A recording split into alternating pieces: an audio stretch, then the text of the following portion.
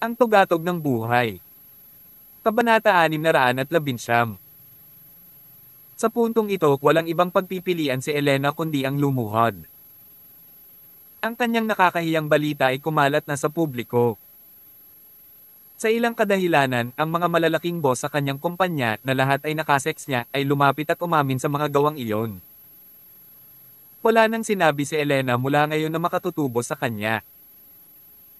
Sa ilalim ng gayong mga kalagayan, ang kanyang kinabukasan sa industriya ng entertainment ay kasing ganda ng nawala. Walang sino man ang magpapapirme sa kanya upang muling kumilos sa isang pelikula. Siya ay lubusang maboycott. Kung tumanggi siyang aminin ang kanyang ginawa, magiging sanhi lamang siya ng pagkasira ng kanyang sariling pamilya. Bilang isang A-list celebrity, may mga paraan si Elena para malaman ang impormasyon. Kaya naman, nagkaroon siya ng magaspang na ideya tungkol sa pamilya Stormer mula sa Michigan dahil dati siyang may kaibigan na ipinanganak sa isang mayamang miyembro ng bilog ng negosyo ng Michigan, na ang pamilya ay nagmamay-ari ng negosyong nagkakahalaga ng $100 bilyong. Gayunpaman, dahil lamang sa nasaktan ng kanyang kaibigan ng isang miyembro ng pamilya Stormer ng Michigan, ang kanilang buong pamilya ay nasaktan at inuusig. Sa loob ng isang araw, nabura ang negosyo ng pamilya. Ang pamilya Stormer ay talagang isang nakakatakot na pag-iral. Kasalanan ko ito. Naiinggit ako sa tagumpay ni Zendaya at naiinggit ako kung gaano siya sikat sa buong bansa. Kaya sinadya kong suran siya. Fake ang video. Iniling ko sa isang tao na gawin ito. Ako rin ang nakaisip ng chismis. Ako ay humihingi ng paumanhin. I am very sorry. Deserve kong mamatay. Ako ang B***. Ako ang Cell**. Wala itong kinalaman kay Zendaya. Siya. Hindi siya nakialam sa ibang relasyon. Palagi siyang malinis at dalisay at hindi siya natulog sa ibang mga lalaki. Sinabi ni Elena ang lahat ng ito na may mga luhang umaago sa kanyang mga pisngi. Nakaramdam siya ng matinding pagsisisi. Kung hindi nagseselo si Elena sa pagkagusto ni Cory Blaney kay Zendaya, hindi niya gagawin ang peking video na ito na ibinabahagi ito upang lumikha ng maling chismis. Hindi sana siya haantong sa ganito. A-list celebrity pa rin sana si Elena. Kahit na hindi siya kasing tanyag ni Zendaya, mananatili sana siyang prominenteng katayuan at nagpatuloy. Kumikita ng limpak-limpak na pera. Ngunit huli na ang lahat. Nataranta ang lahat ng reporters sa conference pati na rin ang netizen sa internet. Ang gabing ito ay tiyak na walang kapayapaan. Makalipas ang ilang sandali, mabilis na binura ng mga netizens na una nang bumatikos kay Zendaya sa kanyang social media page ang kanilang mga komento at humingi ng paumanhin sa kanya. Ang mga nagdesisyon na tigilan na rin nila ang pakikipagkaibigan sa kanya. Nagbago ang kanilang isip. Kung ano man ang nangyari sa kanilang dalawa ay magkaiba ng araw at gabi. Ang malaking pagliko ng mga pangyayari ay hindi lamang nabigo na bawasan ang kasikatan ni Zendaya, ngunit ito ay naging dahilan upang maging mas matibay ang kanyang. Mas sikat kaysa dati. Si Richie. Sa labas ng gusali ng Star Entertainment, sinundan ni Zendaya ang kanyang mga magulang mula sa likuran. Pinaalis sila ni Boris Hansen at ng isang grupo ng mga high-level executive sa likuran. Ganito lang pinatay si Fred Golia. Hindi ba tayo tatawag ng mga pulis para harapin ito? May nagtanong kay Boris. Simpleng sagot ni Boris. Gusto mo na rin bang mamatay? Sa palagay mo ba ay mabubuhay ka kung ang pamilya Stormer mula sa Michigan ay kulong sa iyo? Agad na tumigil sa pagsasalita ang taong iyon. Pagwala. Casual na sumulyap si Kasem Stormer sa likuran niya at malamig na ngumuso. Dahil doon, nagpakawala ng mahabang buntong hininga ang lahat habang mabilis silang lumingon. Sa paligid ni Kasem, nadama nila na ang kanilang buhay ay nasa linya sa buong oras. Paano ang lalaking iyon? Maya-maya ay tanong ni Kasem kay Zendaya. Bahagyang nanginag ang katawan ni Zendaya, ngunit nagkunwari siyang nalilito. Aling? Aling lalaki? Sinong lalaki sa tingin mo? Tanong ni Kasem. Sinaman ng tingin ni Carrie Stormer si Kazam. Bakit ka ba umaarte na parang galit na galit ka? Kung maaari kang magalit sa iyong anak, bakit hindi mo gawin iyon sa iyong ama? Ang iyong anak na babae ay hindi maaaring magpasya kung sino ang gusto niyang pakasalan. Ang iyong ama ay nagpipilit na makisali. Medyo nangamba si Kazam sa kanyang asawa. Tumawa siya ng mapait matapos marinig ang sinabi nito. Lahat ng kababaihan sa aming pamilya ay kailangang makuha ang sa matanda. Approval bago sila ikasal, di ba? Ito ay bahagi ng kanilang responsibilidad sa pagsilang sa Stormer. Pamilya. Ang pamilyang ito ay nagbigay sa kanila ng kapangyarihan at katayuan at ang karaniwang tao ay hinding-hindi makakaabot ng ganoong taas sa buong buhay. Iyon ang dahilan kung bakit silang lahat ay kailangang magsakripisyo ng kaunti. At saka, hindi naman ganoon kalala ang apo ni Mr. Coleman, sabi ni Kazam.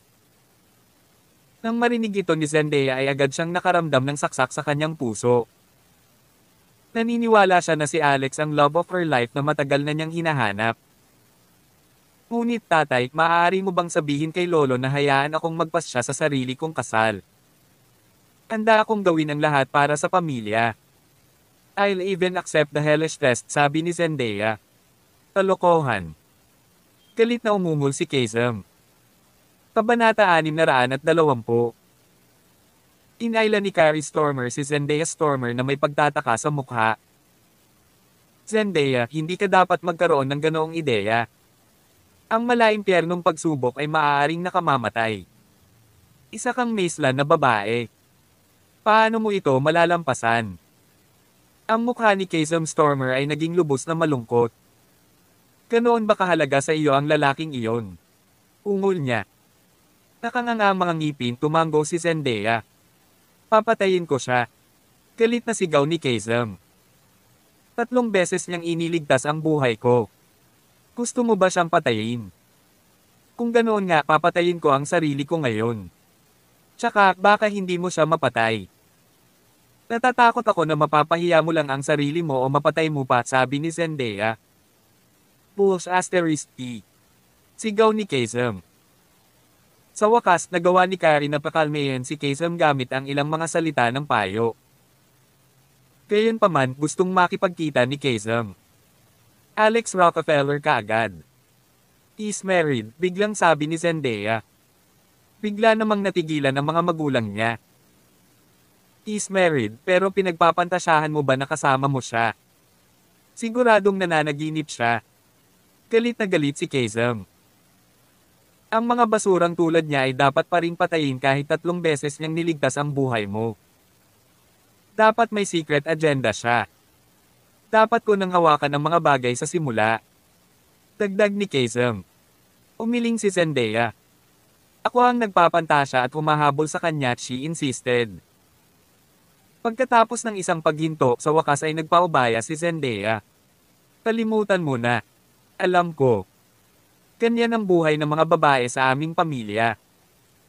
Kakalimutan ko na siya at uuwi na ako sa inyo.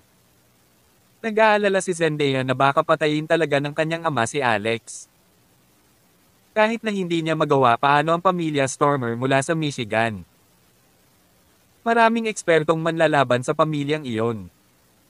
Hindi maaaring labanan ni Alex ang lahat sa kanyang sarili. Napatingin si Kazam sa kanyang anak. Ngayon, naramdaman niyang kailangan niyang makilala ang lalaking ito na kinausap ng kanyang anak. Anong uri ng isang tao ang maaaring gumawa ng kanyang anak na babae na obsessed? Si Richard Achoo. Bumalik sa Maple Villa, bumahing ng malakas si Alex. Napatikip siya ng ilong sa bahagyang pagkagulat. Sa paghusga sa kanyang kasalukuyang pisikal na kondisyon, hindi siya makapaniwala na maaari pa rin siyang bumahing. May nagsasalita ba ng masama sa likod niya? Man. Siguradong ang baliw na babaeng iyon, Madam Claire Essex. Ulalas ni Alex. Ang pag-iisip na umiiyak si Lady Dorothy Essex sa kalungkutan ay nakakaramdam siya ng kakilakilabot sa loob. Tutal, mahal na mahal ng dalawa ang isa't isa. Paano siya makikipagdiborsyo at magkahiwalay na landas? Nang naisip ni Alex kung paano makakahanap ng bagong asawa si Lady Dorothy, matulog kasama ang ibang lalaki, at magkakaroon ng mga anak sa kanyang bagong asawa kasal, naramdaman ni Alex ang isang kakilakilabot, masikip na sensasyon na pumupuno sa kanyang dibdib. Naiintindihan niya ang nararamdaman niya. Noong una silang ikasal, si Lady Dorothy ang nag-aalaga at patuloy na nagpapalakas ng loob kay Alex. Gayunpaman, hindi niya matanggap ang alinman sa kanyang payo pagkatapos ng labis na paghihirap. Umasta si Alex na parang nabali lahat ng buto sa katawan niya. Pagkaraan ng ilang buwan, tuluyang nasaraan ng loob at manhid si Lady Dorothy. Kamakailan, ang magkabilang panig ay nasira ang yelo at ang kanilang relasyon ay muling nabuhay. Sa huli, Boss, noon din, nagsimulang gawin ang stake of exorcism na inaalagaan niya gamit ang kanyang chi energy at mga anting-anting sa dugo. Isang hagong na tunog. Marahan itong nag-vibrate. Nararamdaman ni Alex ang koneksyon ng dugo sa pagitan niya at ng stake of exorcism. Ang mystical tool ay matagumpay na naayos. Samantala, ang kaluluwa ni Maiko Chiba ay natatakan pa rin sa loob ng stake of exorcism. Siya ay nakikipaglaban sa hindi mabilang na labi ng masasamang kaluluwa. Kapag naalis na niya at nilamon silang lahat, siya na lang ang natitirang kaluluwa sa stake of exorcism at magiging tool spirit siya. Ang isang mystical tool na naglalaman ng isang espiritu ay maaari ding tawaging isang espiritual na kasangkapan. Ito ay isang antas sa itaas ng mystical tool. Ikinaway ni Alex ang kanyang kamay at ang stake of exorcism ay automatikong nag-hover sa ere. Balasahin. Bumaba ito na parang kidlat at umikot sa ere bago bumalik sa kamay ni Alex. Hindi masama, hindi masama. Masayang tumango si Alex.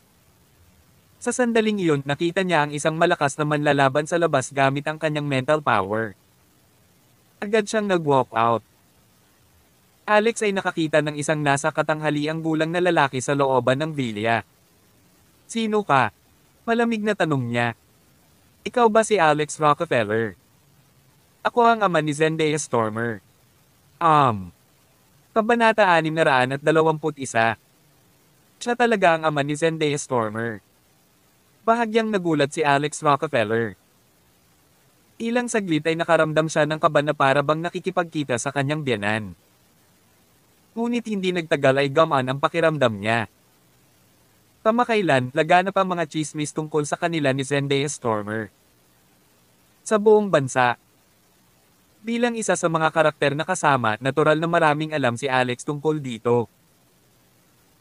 Malinaw, ang ama ni Zendaya ay narito upang makita kung si Alex ay karapat-dapat sa kanyang anak na babae. Ikaw pala, Mr. Stormer.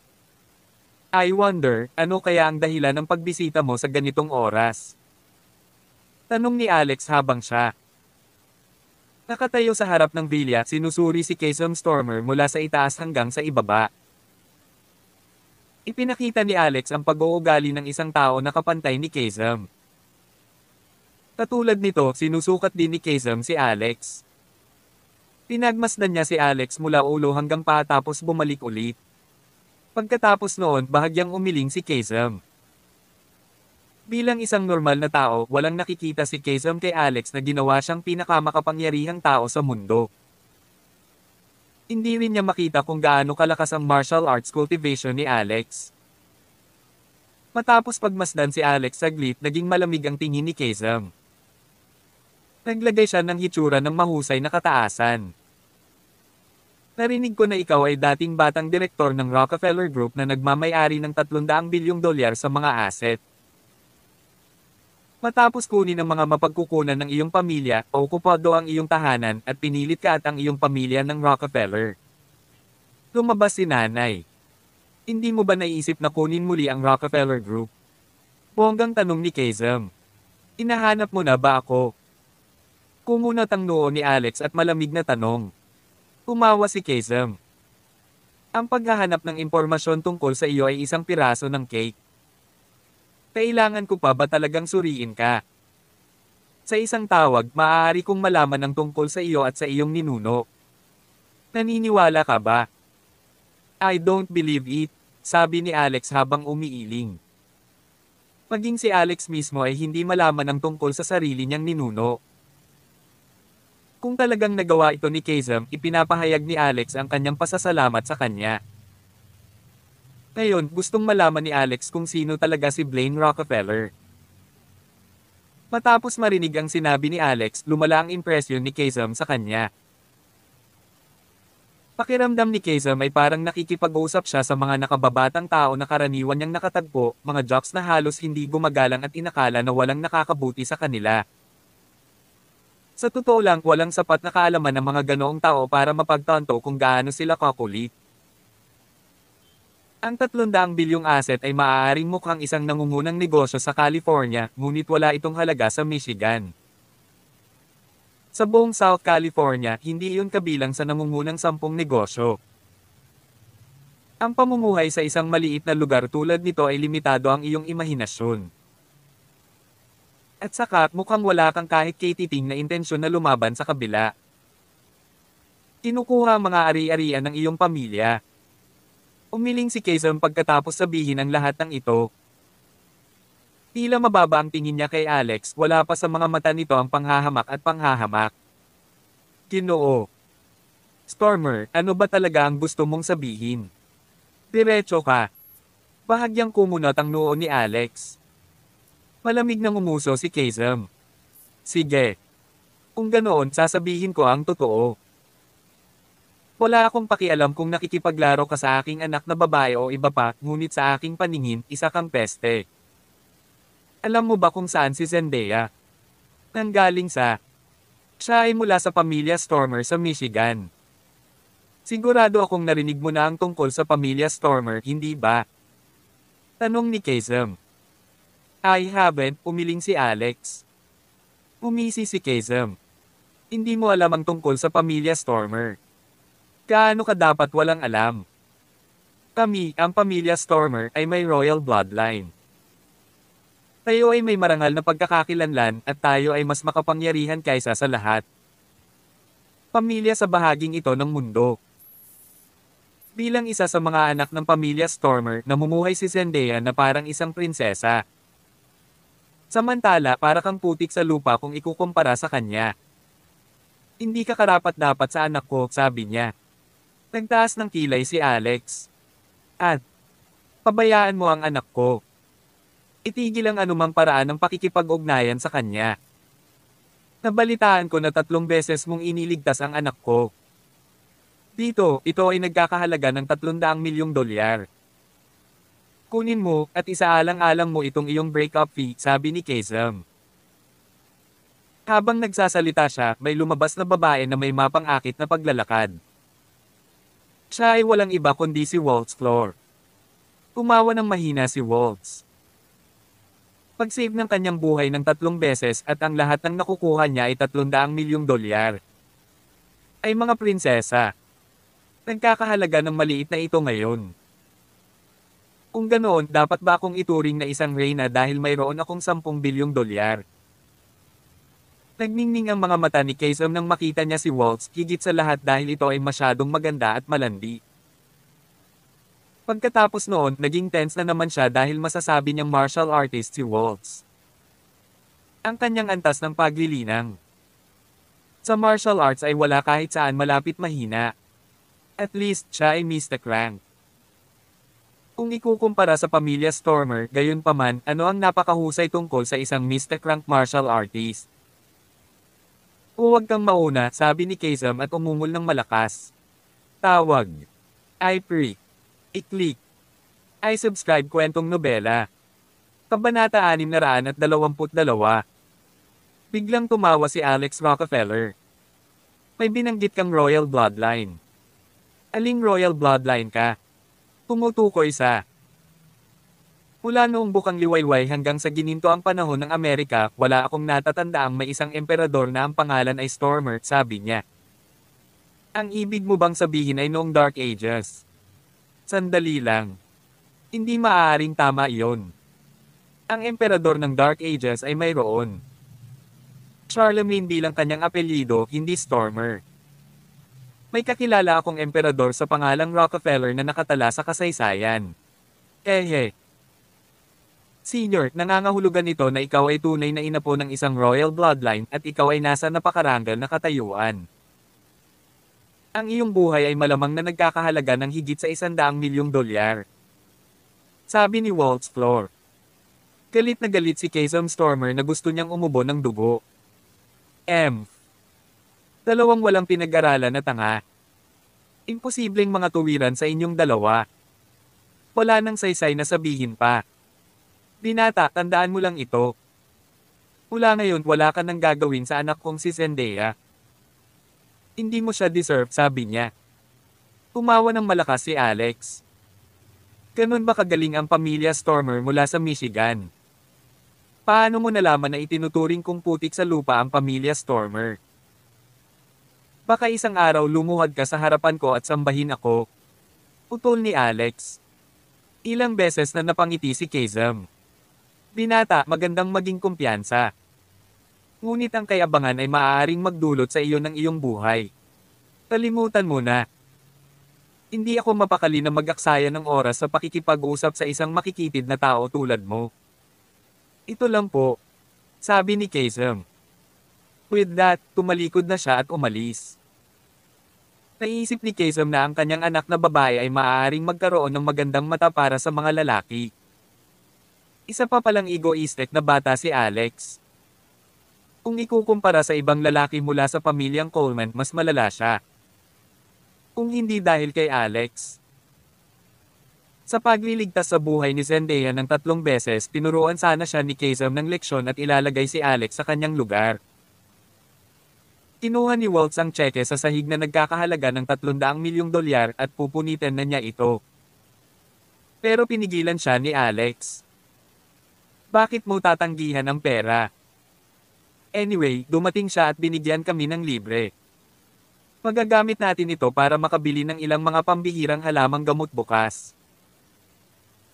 Gagawan kita ng isa pang pot ng chakra pills para mapabilis mo ang proseso ng pagpunta sa advanced mystic. Dahil dito, magkakaroon ka ng mas mataas na pagkakataong manalo sa pangunahing kompetisyon ng South California. Nagkibit balikat si Waltz. Mabuti. Pero bamabi na ngayon. Bakit hindi tayo matulog ng maaga? Natulala si Alex. Wala talaga siya sa mood. Sa tingin mo ba ay sa'yo na ang kwarto ko? Matulog ka sa sarili mong kwarto. Sabi ni Alex. Kinaumagahan, pinaandar ni Lady Dorothy Essex ang kanyang BMW sa Maple Villa. May dark circle siya sa ilalim ng mata niya.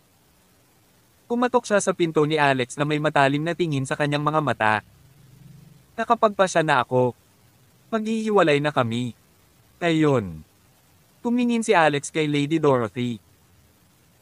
Pagkatapos ng isang buong minuto, bamantong hininga siya at marahang tumango. Sa lahat ng nararamdamang humahagod sa loob niya, ang pinakamatindi ay ang pait. Magpakwap at kunin ang iyong mga dokumento. Aalis kami kagad, udyok ni Lady Dorothy. Itong maaga. Bukas na ba ang Civil Affairs Bureau? Nakasimangot na tanong ni Alex. Sa pagdating natin. Bilisan mo, itigil mo na ang pag-aaksaya ng oras. Wala kaming marami nito, sabi ni Lady Dorothy. Natulala na naman si Alex. Kahapon tumanggi siyang makipagdiborsyo kahit na nangangahulugan ito ng pagkawala ng kanyang buhay. Ngayon, sinusuyo niya siya na gawin ito. Naisip kaya niya na sa huli, ang pag-ibig ay hindi kasing halaga ng buhay. Sa kalsada, hindi umimik si Alex. Nakaramdam lang siya ng kakaibang inis. Maya-maya, huminto ang sasakyan sa harap ng entrance ng isang malaking hotel. Labas. Muling udyok ni Lady Dorothy. Hindi ba tayo pupunta sa Civil Affairs Bureau? Bakit tayo nandito sa isang hotel? Tanong ni Alex. Na-miss namin ang isang ritual. Sumunod ka sa akin sa loob, sabi ni Lady Dorothy na may mabagsik na mukha. Makalipas ang 5 minuto, pumasok sila sa isang hotel room. Inihagis ni Lady Dorothy ang kanyang pitaka sa isang tabi, tinanggal ang kanyang mataas na takong, at hinubad hanggang sa siya ay ganap na hiyubot-hubad. After 11 months of being married, may utang ka pa rin sa akin sa unang pagsasama natin.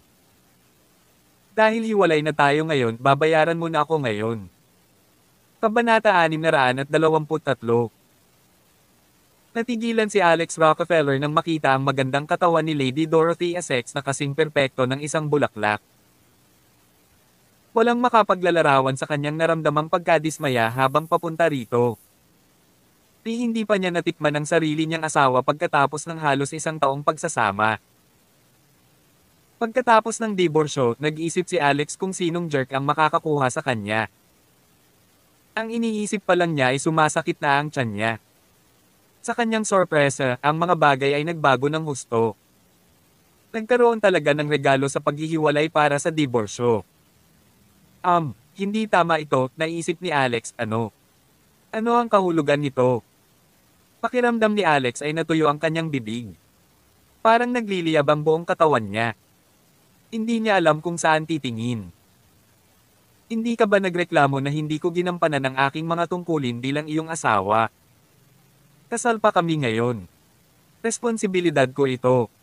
Bilisan mo. Walang naghihintay ang oras sa sinuman, sabi ni Lady Dorothy. Hindi. Ito. Ang bagay na ito sa diborsyo. Nangyayari pa ba? Nauutal na, sabi ni Alex.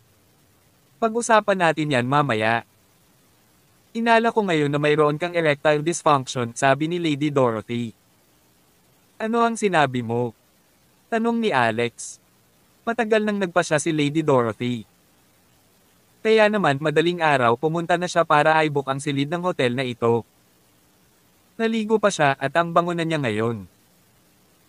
Sa sandaling ito, nang makita niya si Alex na kumikilos na parang kahoy na dummy, nakaramdam siya ng galit ng walang dahilan. Itinulak siya nito sa kama at hinubad ang damit. Si Alex ay hindi talaga nagkaroon ng erectile dysfunction.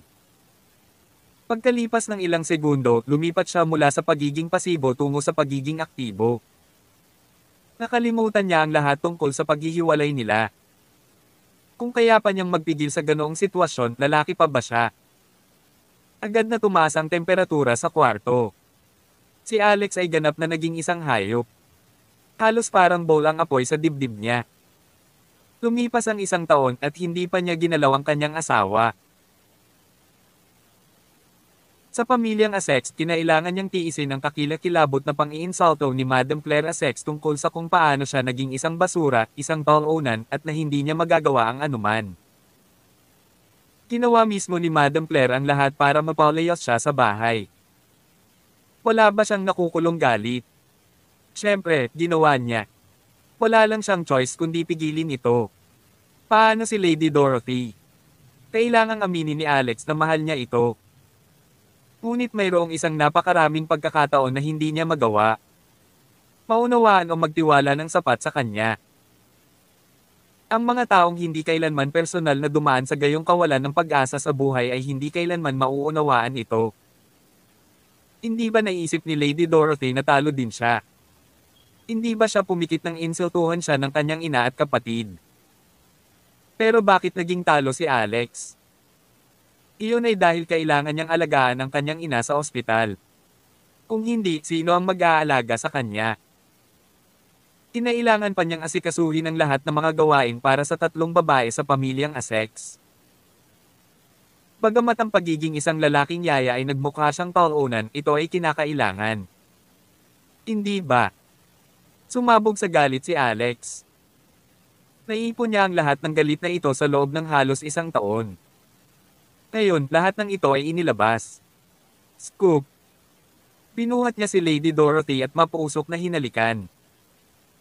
Pagkatapos inihagis siya nito sa kama, pinatalikod at walang awa na sinunggaban siya. Makalipas ang 2 oras, sumasakit ang buong katawan ni Lady Dorothy.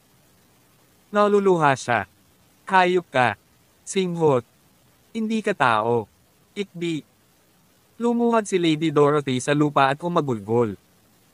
Hindi ito kasing perpekto gaya ng naisip niya. Sa katunayan, ito ay isang mapangwasak na karanasan. Kanina, akala niya mamamatay na siya. Tumingin sa kanya si Alex at nagpakawala ng mahabang buntong hininga. Sorry, hindi ko. Hindi ko mapigilan ang sarili ko. Tumapit si Alex para yakapin siya at aliwin. Kanina pinakawala ng paggalit na enerhiya sa kanyang katawan. Halos hindi na niya mapigilan ang kanyang chi energy. Tawag. I-pre. I-click. I-subscribe kwentong nobela. Kabanata 624. Si Alex Rockefeller ay hindi pa nakaramdam ng ganito dati. Ang mas nakakamangha ay ang kanyang paglilinang ay tila nagpapakita rin ng mga palatandaan ng isang pambihirang tagumpay. Kumalaw ang lakas sa kanyang katawan. Hindi ka ba naghihinala na mayroon akong erectile dysfunction? Gusto ko lang patunayan na ayaw ko, paliwanag ni Alex. Hindi, sinusubukan mo akong parusahan. Naglalabas ka ng kawalang kasiyahan. Nararamdaman ko na inilalabas mo ang lahat ng galit na mayroon ka para sa pamilyang Essex sa akin, sabi ni Lady Dorothy Essex. Hindi nakaimik si Alex. Niyakap siya ni Lady Dorothy. Mula ngayon ako, Lady Dorothy Essex, ang iyong babae from the inside out. Walang makakapagsabi na asawa mo ako sa titulo lang o hindi ko nasa-satisfy ang cravings mo, she said. Kung gayon, pupunta pa ba tayo sa Civil Affairs Bureau? Tanong ni Alex. Ayaw na niyang pumunta. Oo, kami na. Inihimok ako ng kapatid ko at ng nanay ko na hiwalayan ako araw-araw. Sige, gagawin ko para makita nila. Iyon ay pipigil sa kanila mula sa pagmamaktol. Sobrang nakakaasar. Ngunit bago tayo pumunta sa Civil Affairs Bureau, kailangan mong pumirma ng isang dokumento para sa akin, sabi ni Lady Dorothy sa isang solemn na tono. Ano? Tanong ni Alex. Kunin mo ang pitaka ko. Pagod na akong maglakad, sabi ni Lady Dorothy. Dinala ni Alex kay Lady Dorothy ang kanyang pitaka. Pagkatapos ay pinanood niya itong kumukuha ng isang maliit pulang booklet. Parang sinaunang panahon. Dalawang salita ang nakasulat dito. Sertipiko ng kasal. Ito ay isang sertipiko ng kasal mula sa sinaunang panahon. Nanlaki ang mga mata ni Alex at tila naguguluhan siya. Don't think you can throw me aside just because you came up with the excuse that things will be dangerous. Sinayang ko na lahat ng kabataan ko sa'yo. I can't fall in love with another man. Kung ako ang ganoong klase ng babae, may kasama na akong iba noong nabubuhay ka na parang isang malungkot na peste. Hindi ba Felix Shepard at Spark Rockefeller na mas malakas kaysa sa iyo noon? Binitawan ni Lady Dorothy ang lahat.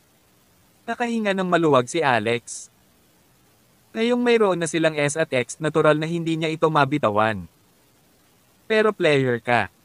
Alam kong may kasalanan ako. Gayon din, ang aking pamilya ay nagambag dito. Bukod dito, ang mga babae sa paligid mo ay kasing ganda ng mga anghel at itinapon nila ang kanilang mga sarili sa iyo. Ang mas katawa-tawa ay ang bahagi kung saan handa silang ibahagi ka sa iba. Nililinaw ko na ayaw kong magbahagi. Hindi ko gustong ibahagi sa lahat, biglang umiyak si Lady Dorothy sa puntong ito. Kasabay ng pag-agos ng luha ay sinimulan niyang suntukin si Alex. QB****. Niyakap siya ni Alex at mapusok siyang hinalikan. Pagkatapos noon, nawala na naman sila ng kontrol. Natakot si Lady Dorothy. Hindi, ayoko na. May solusyon ako, sabi ni Alex habang tumatawa. Si Richie. Ang telepono ni Lady Dorothy ay paulit-ulit na tumunog sa kanyang pitaka, ngunit walang nakatanggap nito. Sa wakas, nagbip pa ito ng 3 beses bago ito tuluyang naubusan ng baterya. Si Madam Claire Essex na ngayon ay nasa bilya ng pamilyang Essex ay walang pasensya na naglalakad. Sa kasamaang palad, si Lady Beatrice Essex ay pumasok sa paaralan ngayon. Walang kausap si Madam Claire. Pagsapit ng 4:00 ng hapon, sa wakas ay tinawagan siya ni Lady Dorothy sa telepono. Nanay. Agad na sumigaw si Madam Claire. Dorothy, saan ka nagpunta? Hindi mo ba makukuha? Diborsyado. Bakit wala akong narinig sa iyo buong araw? Hindi mo man lang sinasagot ang mga tawag ko. Oh Diyos ko. Akala ko ay kinidnap ka at ni-rape ng B*** na yon, Alex. Nag-aalala akong may sakit at muntik na akong tumawag ng mga pulis. Tinakpan ni Lady Dorothy ang speaker gamit ang kanyang kamay bago sumulyap kay Alex. The asterisk starred, "Ni-rape mo ako, she." Mahinang tumawa. "Kahasain ulit kita," sagot ni Alex. Hindi. Patawarin mo sana ako, Panginoon." Ulalas ni Lady Dorothy. Galit na galit si Madam Claire sa telepono. "Hoy, hey, nakikinig ka ba sa akin? Nakipaghiwalay ka ba o hindi?" "Ginawa ko," sabi ni Lady Dorothy. "Iyan ay mahusay. Nawala na sa buhay mo ang bastos na iyon. Huwag mag-alala. Hahanapan kita agad ng angkop na partner. Iba na ang status mo ngayon. Ikaw ang CEO ng buong Asex Construction. Dapat ding kumita ng daan-daang milyon ang asawa mo." Pinutol siya ni Lady Dorothy. "Ma'am, hindi mo naman kailangang gawin yon. Sa totoo lang, may itinatago ako sa iyo. May mali sa akin. Gusto ko talaga ang mga babae. Kung hindi, bakit hindi ako nakipaghiwalay kay Alex noong talo siya noon?" "Ah!" Sigaw ni Madam Claire sa telepono. Inihagis ni Lady Dorothy ang kanyang telepono at sinuntok si Alex. "Gusto ko ito." Kabanata 625.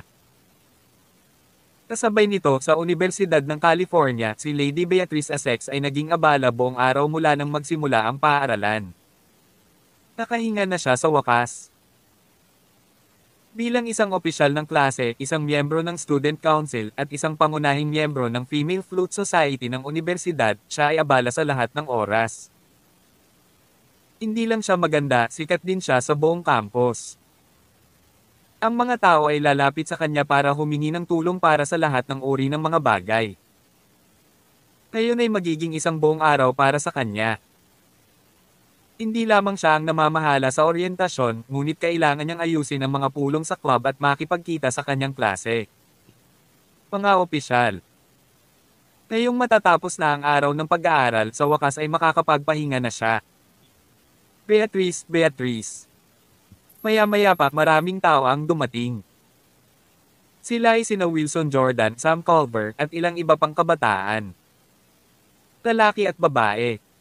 Ito ang kanilang maliit na gang. Si Mona Wise, gayunpaman, ay nawala at hindi pa nakabalik. Marahil maaaring siya. Hindi na babalik.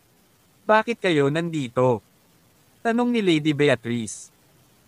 "Beatrice, nabasa mo na ba ang balita tungkol kay Zendaya Stormer?" tanong ni Sam. Agad namang nagpout si Lady Beatrice. "Huwag mong banggitin ang pangalan ng B** na iyon. Simula ngayon, wala na si Zendaya Stormer sa mundo ko," she said. Naramdaman niya na si Zendaya Stormer, sa kabila ng kanyang katayuan, ay talagang nanghimasok sa kasal ng kanyang kapatid. Iyon ay isang B** siya na galaw. Ginawa nitong Cell*P si Zendaya at pinababa nito ang kanyang katayuan. Kilalang kilala ni Lady Beatrice si Alex Rockefeller. Mabuti. Bagamat nagbago ang mga opinyon niya sa kanya nitong mga nakaraang araw, kilalang mang-aawit pa rin si Zendaya. Si Zendaya ay isang pandaigdigang bituin. Hindi man lang makalkula ang kanyang net worth. Paano kaya siya nakasama ni Alex?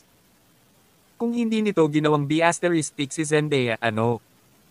Paano ba talaga siya nahulog sa kanya? Hindi ba siya lang marunong tumugtog ng piano?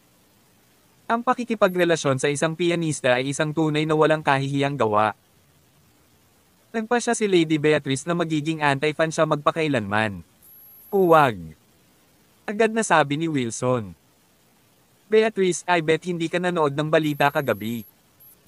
Kinuha muli ni Zendaya ang internet ngayon. Nakaikot na ang mga mesa. Tumalabas na hindi siya nang himasok sa kasal ng iba. Sa katunayan, ang lahat ay ginawa ni Elena Steves. Si Elena ang B** na natulog sa hindi mabilang na mga lalaki," dagdag niya. Ano? Nagulat si Lady Beatrice. Dahil sa nakakatakot na karanasan kahapon at sa kanyang pagkamuhi kay Zendaya, hindi nanood ng balita si Lady Beatrice. Umalis din siya sa fan group ni Zendaya at sa makatuwid ay hindi nakatanggap ng anumang impormasyon. Isang batang lalaki na nakasuot ng salamin sa tabi ni Lady Beatrice ang mabilis na nagpakita ng video sa kanya. Beatrice, ito ang nangyari. Sa press conference kagabi. Sobrang nakakaaliw. Hehe. Ang limitadong edisyong video na ito ay available pa online. Siguradong magugulat ka. Siyempre, iyon ang mangyayari. Naturally, napakaraming video at tunog ng pakikipagtalik ni Elena Steve sa ibang lalaki ang hindi may bahagi sa internet. A-list celebrity pa rin si Elena kung tutuusin. Ang kanyang mukha at katawan ay medyo nakamamanghang pati na rin. Hindi ba ito ay masyadong magandang deal para sa mga shot-in na iyon? Ang kanilang mga D-drive ay kailangang pasan muli. Nagsimulang mamula si Lady Beatrice nang mapanood niya ang video. Nang makita ng mga lalaki ang kanyang mukha, ang kanilang mga mata, agad na lumiwanag. Sa wakas, nakita niya ang katotohanan. So, kasalanan ni Elena ang lahat. Bakit ang sakit ng taong ito? Nakakadiri. Ibinalik ni Lady Beatrice ang telepono sa lalaking naka-spectacled. Hindi niya maiwasang isipin na isa talaga itong hindi pagkakaunawaan. Dapat meron siya. Hindi maintindihan si Alex. Gayunpaman, ang kanyang kapatid na babae ay sumama kay Alex upang makipagdiborsyo ngayon. Nagtaka si Lady Beatrice kung paano ito napunta.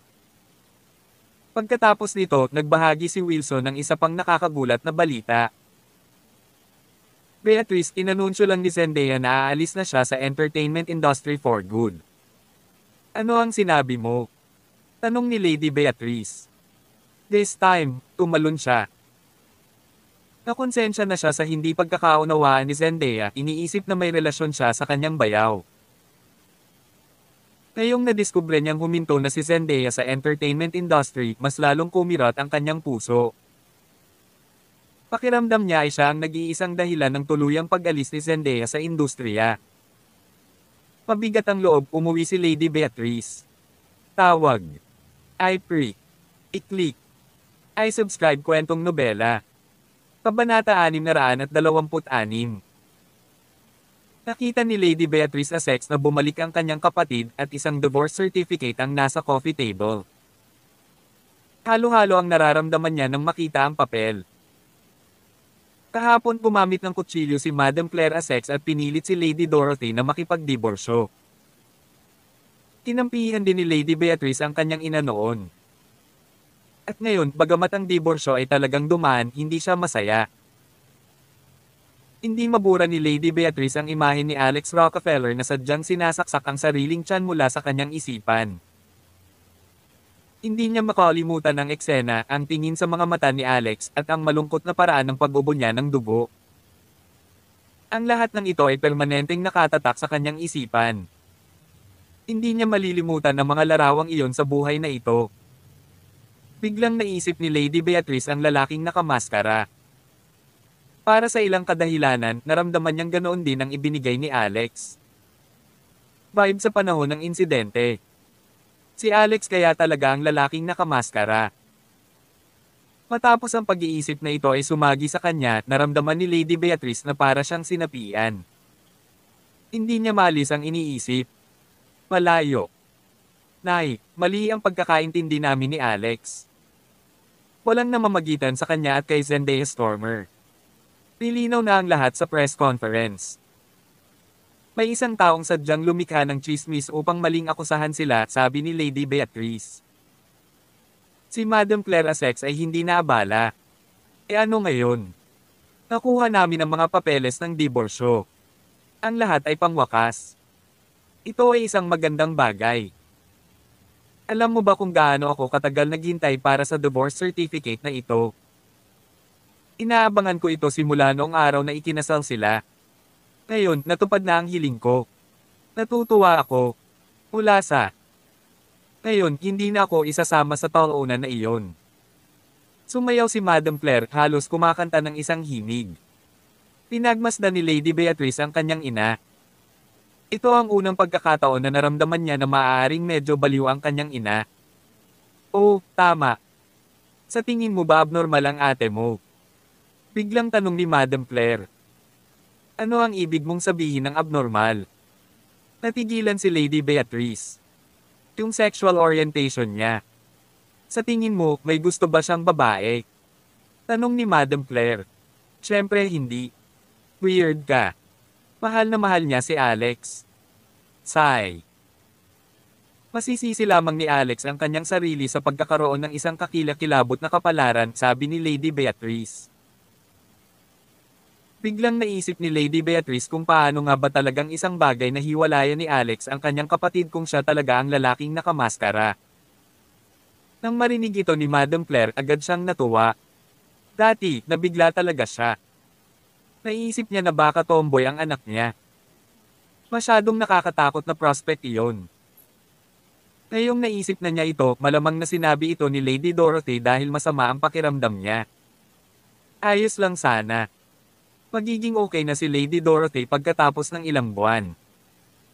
Ngayon, ang pinakamahalagang bagay ay ang paghahanap ng angkop na asawa para sa kanyang anak na babae. Ngunit sino ang dapat niyang piliin? Habang nag-aalala pa rin si Madam Claire kung sino ang pipiliin niyang manugang, biglang nagpatugtog ang isang patalastas sa telebisyon sa sala. Ang mga eksena ay makapidil hiningang, halos tila ito ay isang pelikula sa Hollywood. Maging si Lady Beatrice ay naakit. Nang tingnang mabuti, napagtanto ni Lady Beatrice ang babae sa loob.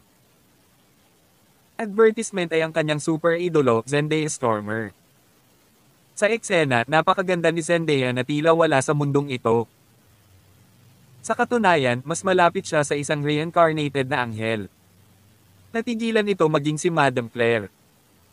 Maya-maya, naglabas si Zendaya ng isang produkto at hinawakan ito sa kanyang kamay. Parang kakaiba ang itsura nito. Isang boses ang maririnig mula sa TV, Lush Cosmetics Golden Age of Youth. Deserve mo itong makuha. Nagsimulang sumigaw si Lady Beatrice sa gulat. Lush Cosmetics. Nanay, naalala ko ang pangalang ito. Hindi ba ito ang bagong tatak na ginawa kamakailan ng ina ni Alex, si Madam Brittany Rockefeller? Si Dorothy ay mayroon pa rin ito sa kanyang silid. Hindi ako makapaniwala na talagang nakuha nila si Zendaya na ay endorso ang produktong ito. Ibinalita lang ni Zendaya na there's nothing between her and Alex. Isa pa, sinabi niyang tuluyan na siyang titigil sa entertainment industry. Ang komersyal na ito ay maaaring ang kanyang huling hitsura. May bentang parang hotcake ang Lush Cosmetics. Baka talagang ibalik ni Alex ang Rockefeller Group sa loob ng 3 buwan. Nang marinig ito ni Madam Claire, napatulala siya. Samantala, si Alex na ngayon ay nasa magandang kalagayan ay nakatanggap ng tawag mula kay Zendaya. Alex, pupunta ako. Umalis ka kaagad. Marahil baka hindi na tayo magkita muli. Pwede ba kitang makita sa huling pagkakataon? Tanong niya. Kabanata 627. Nang matanggap ni Alex Rockefeller ang tawag na ito, natigilan siya sandali. Sa buong araw na kasama ni Lady Dorothy Essex ngayon, hindi siya naabala sa mga nangyayari sa labas, ganap na hindi alam ang anunsyo ni Zendaya Stormer tungkol sa kanyang pagre-retiro sa showbiz. Saan ka pupunta? Tanong ni Alex. Malayo sa California, sagot ni Zendaya. Natahimik si Alex. Sa katunayan, hindi niya namamalayan na tinalikuran ang kanyang pagnanasa na makipag-usap sa ibang mga babae pagkatapos ayusin ang mga bagay. Lady Dorothy Essex. Ang kanyang relasyon kay Zendaya ay medyo hindi malinaw bagaman. Ito ay parang isang pantasyang naganap matapos ang kanilang espiritual na kapangyarihan ay sumasalamin sa isa't isa. Medyo may kahabaan na sabihing na in love na talaga siya kay Zendaya.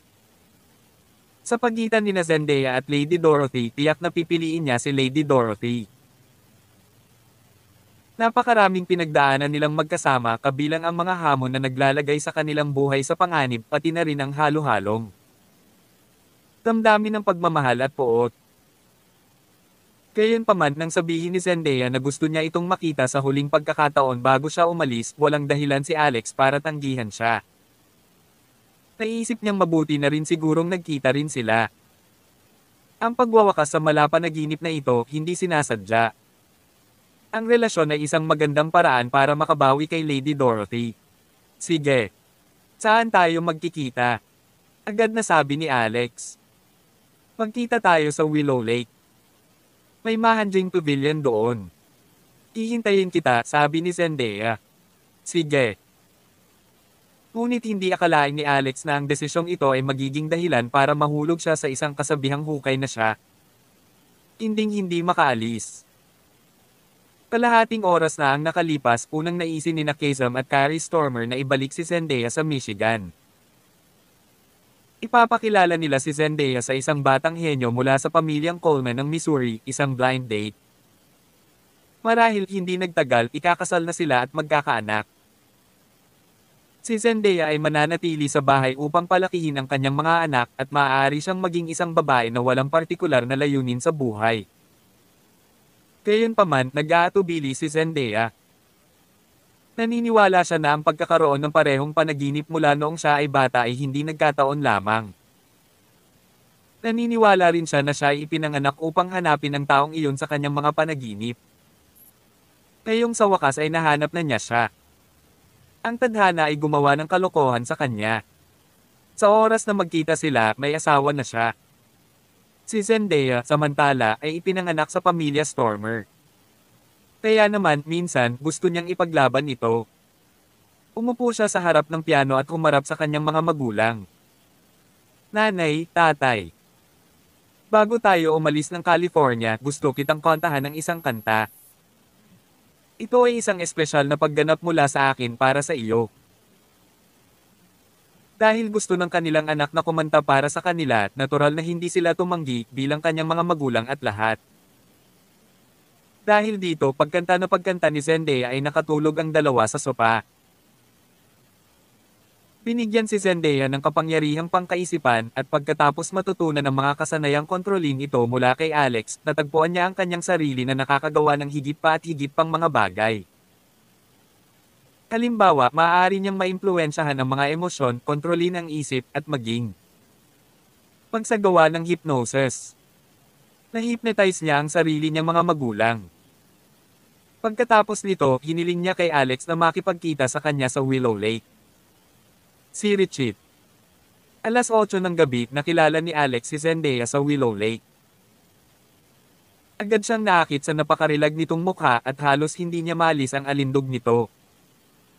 Masasabi ni Alex na sinadya niyang magbihis at maingat na pinili ang kanyang mga damit. Ano ang tinitignan mo? Bahagyang ibinuka ni Zendaya ang kanyang mga labi at pumutok ng isang matamis na ngiti. Oh. Napagtanto na siya ay naging walang galang, mabilis na umiwas si Alex. Tungkol dyan. You're in a beautiful outfit today, komento ni Alex. Pagkasabi ni Alex ay nakaramdam ng ganang sampelan ang sarili. Tumawak ang malambot ng ngiti ni Zendaya at tinitigan niya si Alex.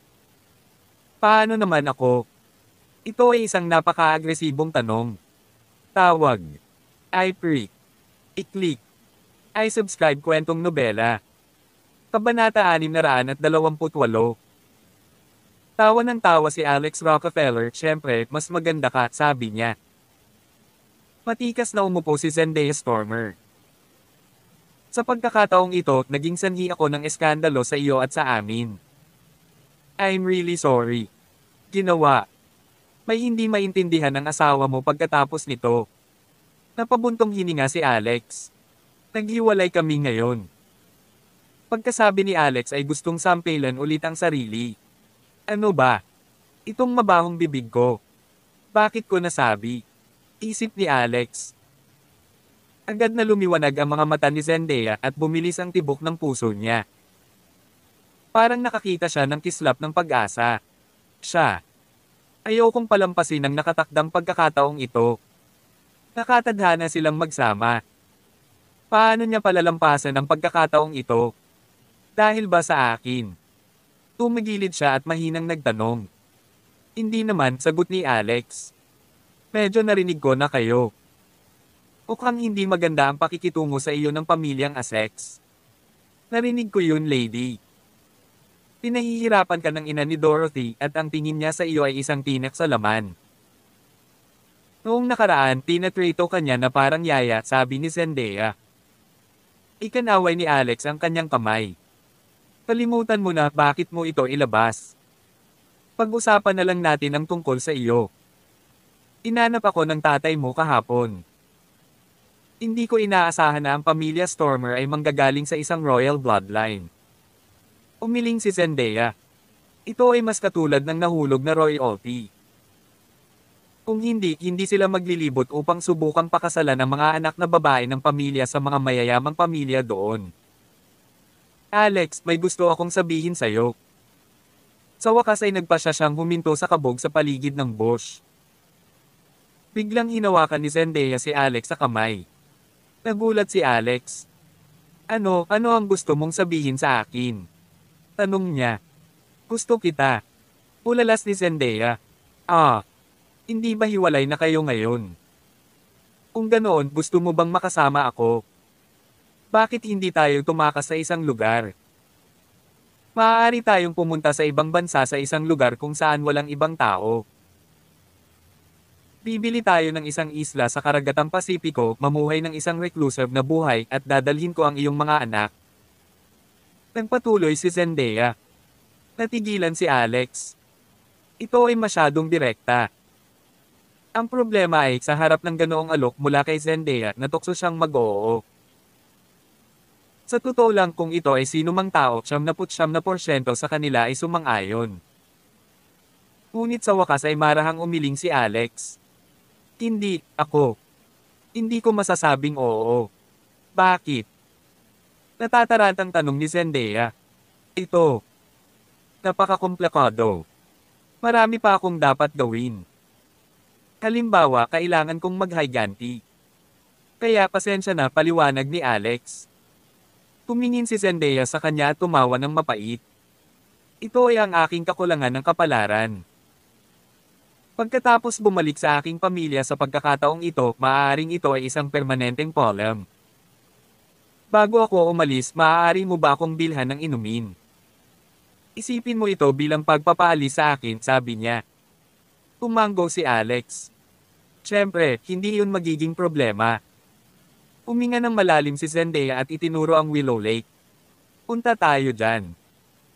Alam ko ang tungkol sa isang cruise ship na maaari nating charter. Hindi nagtagal, naglakad ang dalawa pababa sa lawa. Sa katunayan, nakadaong sa baybayin ng isang 2 palapag na cruise ship. Boss, gusto kong i-charter ang bangka mo para ngayong gabi. Gawan mo ako ng kasunduan. Diretsong sabi ni Alex. Napasulyap ang medyo may edad na lalaki kay Zendaya. Bagamat nakamaskara at nakasombrero siya, mukha pa rin siyang kapansin-pansin. Napatingin tuloy ang lalaki kay Alex na may nakakatawang ekspresyon. Hindi problema. Ang isang gabi ay gagastos ka ng $50,000. Magagawa mo lahat ng gusto mo. May kwarto pa sa itaas, kumpleto sa lahat. Kailangan mo. Wala itong pinagkaiba sa isang hotel. Isa pa para lang alam mo, isa sa mga kwarto nito ay may espesyal, romantiko. Ambience. Hehe, medyo nailang si Alex. May pagkain ba? Tanong niya. Oo. Mayroon kaming mga lutuin kabilang ang Chinese, Western, Japanese, Korean kimchi rice at kahit Indian curry rice. Nasa amin ang lahat ng gusto mo. Magbabayad ako gamit ang card. Beep. Natapos na magbayad si Alex gamit ang kanyang card at kakasakay pa lang ng isang grupo ng mga tao nang hindi inaasahang sumubod sa cruise ship. Ang pinuno ay mukhang isang binata na may mayayamang magulang. Boss, gusto ko itong bangka. Tanggalin mo na lahat, bulalas niya. Papasok pa lang sina Alex at Zendaya nang marinig nila ito. Lumingon sila na may pagtataka sa kanilang mga mukha. Kabilang sa grupo ng mga tao ang isang matandang kaaway. Siya ay walang iba kundi ang dating kasintahan ni Alex, si Chloe Marionette. After counting the days down, parang medyo matagal na silang hindi nagkikita. Hindi inaasahan ni Alex na magkikita kami. Siya dito. At saka, sa itsura nito, nagpalit na naman siya ng boyfriend. Suot ang isang pares ng sexy, revealing shorts, si Chloe ay nakaakbay sa braso ng isang binata habang nililigawan niya ito. Nang magtama ang kanilang mga mata ay agad na sumigaw si Chloe.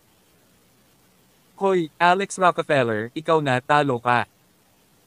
Hindi ba dapat nakaluhod ka at naghuhugas ng paa ng iyong asawa? Hindi ako makapaniwala na nandito ka talaga sa isang date sa ibang babae.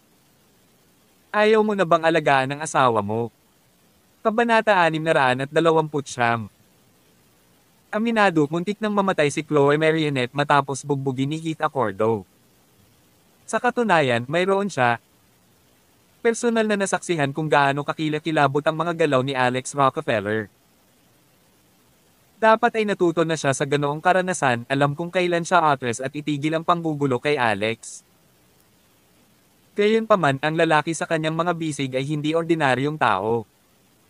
Siya si G. Coleman, isang miyembro ng isa sa 4 na pinakamalaking pamilya ng California. Si Mr. Coleman ay isang makapangyarihang martial artist sa sarili niyang karapatan at mas matigas siya kaysa sa duwag na iyon, si Heath Accordo. Kagabi, nalaman ni Chloe mula sa isang kaibigan na namatay si Heath sa hindi malamang dahilan. Nararapat na mamatay ang duwag na iyon. Kasama si Mr. Coleman dito, walang dahilan para matakot si Chloe. Ang buong pangalan ng lalaki sa mga bisig ni Chloe, si Mr. Coleman, ay Sven Coleman. Agad na dumilat ang mga mata niya. Sa pagitan nina Alex at Zendaya Stormer. Napansin niyang nakasombrero at nakamaskara si Zendaya sa gabi na tanging mga mata lang ang nakikita. Gayunpaman, ang kanyang mga mag-aaral ay tila masigla at ang kanyang balat ay maputi. Bukod dito, ang kanyang figure ay tila nakakuha ng isang kaakit-akit na hugis at kakisigan, at ito ay nakagawa na sa kanya ng tingin. Talagang napakaganda ng babaeng ito. Marahil baka mas stunning pa siya kaysa kay Chloe. Isang ideya kaagad ang naisip ni Sven. Chloe, baby. Sino itong idiot? May nangyari ba sa inyong dalawa? Binibuli ka ba niya dati? Tanong ni Sven. Sinadya niyang magdulot ng eksena. Ang kanyang layunin pag-udyok sa salungatan sa pagitan nila ni Alex upang magamit niya ang pagkakataon na gumawa ng kanyang paglipat.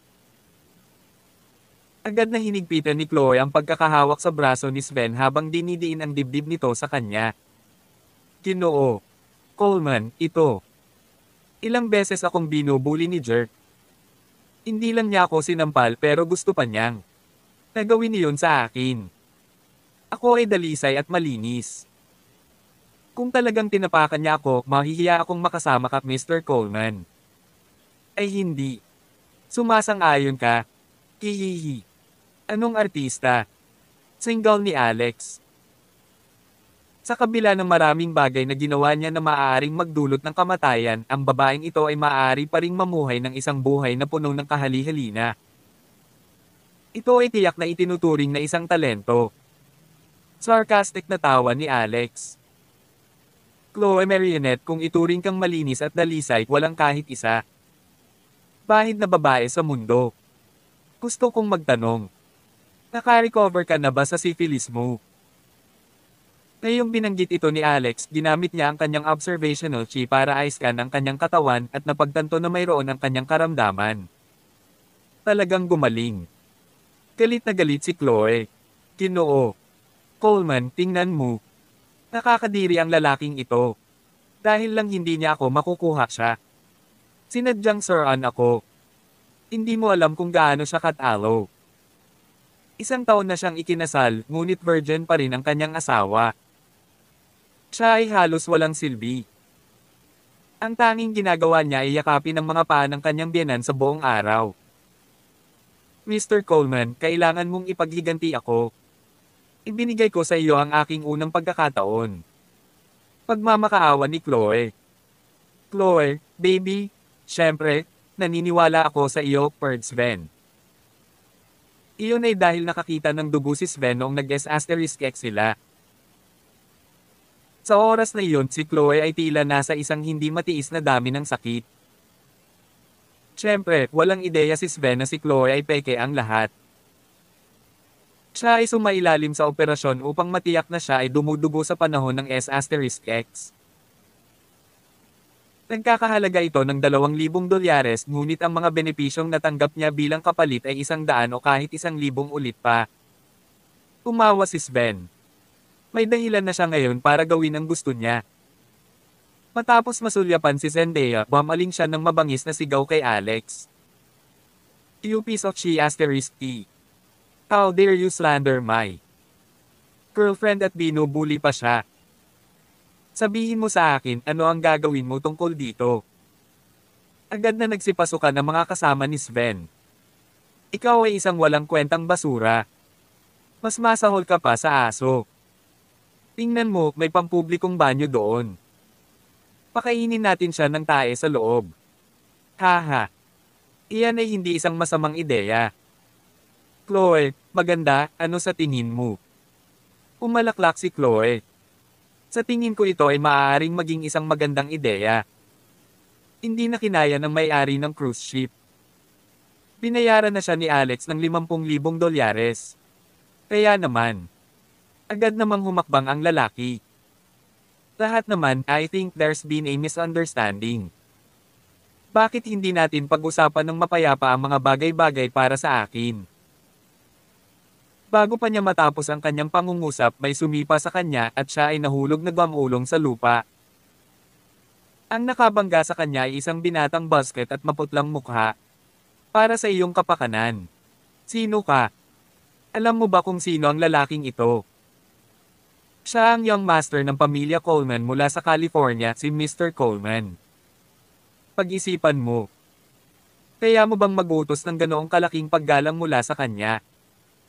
Tanong ng binata na may inis na tingin sa mga mata. Tawag. I prick. I-click. I subscribe kwentong nobela. Kabanata 630. Ha. Agad namang napasigaw ang may-ari ng cruise ship sa pagkagulat. Pati ang mga pisngi niya ay nanginginig sa takot.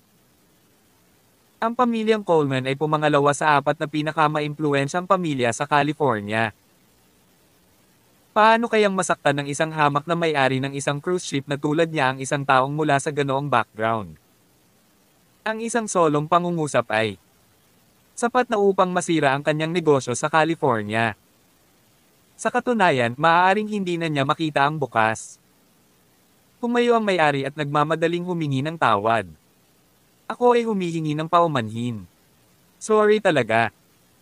Hindi ko alam na si Mr. Coleman ang pumunta rito. Deserve kong mamatay. Hindi ako dapat nakialam. Pag wala, mabilis na tumakbo ang may-ari. Hindi na niya gustong pangasiwaan ang cruise ship. Kalmadong tumingin si Alex Rockefeller kay Chloe Marionette. Mukhang hindi ka pa natuto ng leksyon. Hindi ba? Masarap manatili lang sa bahay. Bakit kailangang nasa labas ka at sinisira ang buhay ng iba? Tingnan mo, ngayon ang lalaking Coleman na ito at ang isang bangkos ng basura ay kinailangang kumain ng tae dahil sa iyo. F***. Galit na sigaw ni Sven Coleman at winigawi ang kamay. Ipagpatuloy mo. Hatiin mo muna ang kanyang mga paa. Sandali lang. Biglang bulalas ni Zendaya Stormer. Kanina pa siya hinihintay ni Sven na magsalita. Kung hindi, paano siya gagawa ng isang palabas dito? Gayunpaman nang marinig niya ang boses ni Zendaya na manhid ang kanyang katawan. *man, hindi ba masyadong matamis ang boses niya? Hindi ba siya nakaon? Cloud9 kung narinig niya itong sumisigaw sa ilalim niya. Malaki. Ito ay kahangahangang. Desidido si Sven na makuha ang babaeng ito. Umiti siya ng malademonyo. Anong problema? Hindi mo ba maipakita ang iyong mukha sa gabi, magandang babae? Kung gusto mong makiusap para sa lalaking ito, sige. Manatili ka rito ngayong gabi at maging babae ka. Hahayaan ko ang lalaking ito kung gagawin mo. Mr. Coleman, hindi ako papayag. Nasa iyo na ako. Paano ka pa nagkagusto sa ibang babae? Umiyak si Chloe sa pout, ginagawa ko ito para ipaghiganti ka. Hindi ba dapat masaya ka? Nakangiting tanong ni Mr. Coleman. Hindi naman talaga pinagbabawalan ni Chloe ang lalaki na gawin ang gusto niya.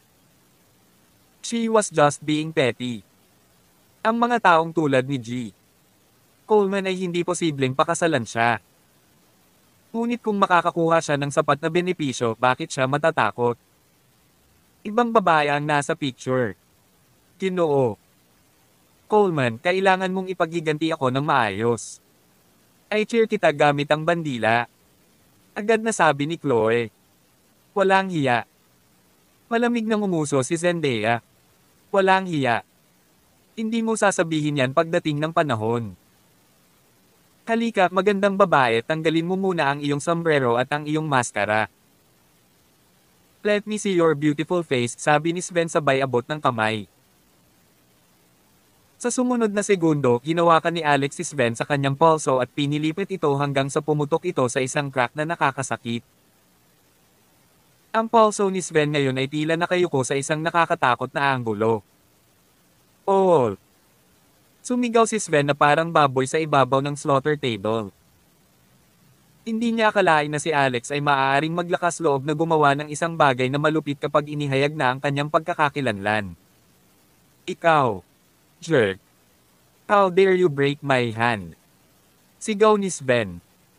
Parehong nagulat ang mga kaibigan niya. Dahil mismong mga martial artist, agad silang umakbay para ipaghiganti si Sven matapos magpakawala ng matinding dagendong. Akmang aatake na naman si Alex nang biglang pumagitna si Zendaya. Tumigil ka. Ang grupo ng mga lalaki ay parang tinamaan ng kidlat.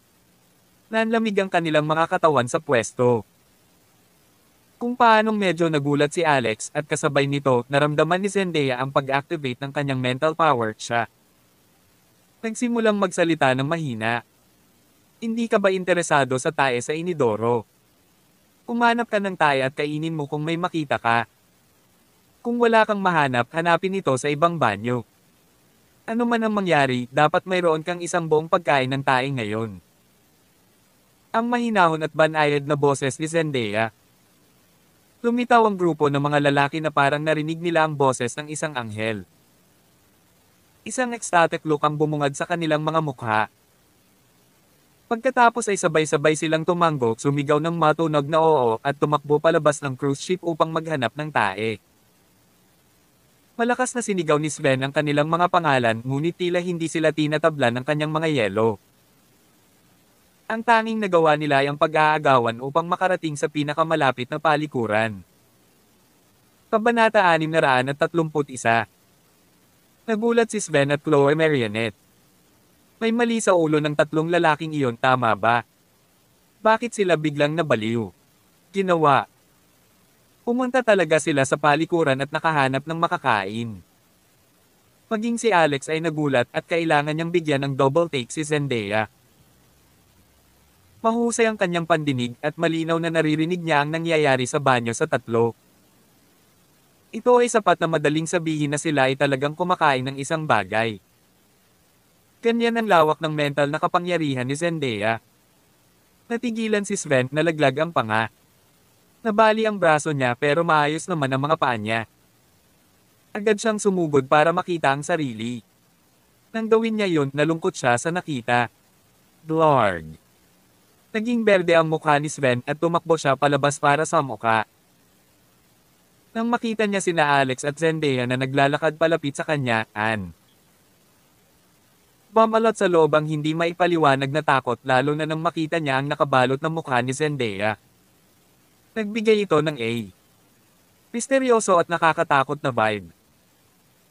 Ang mismong babaeng ito ang nagungol ng ilang salita at ang kanyang kapatid ay kailangang kumain ng she**T.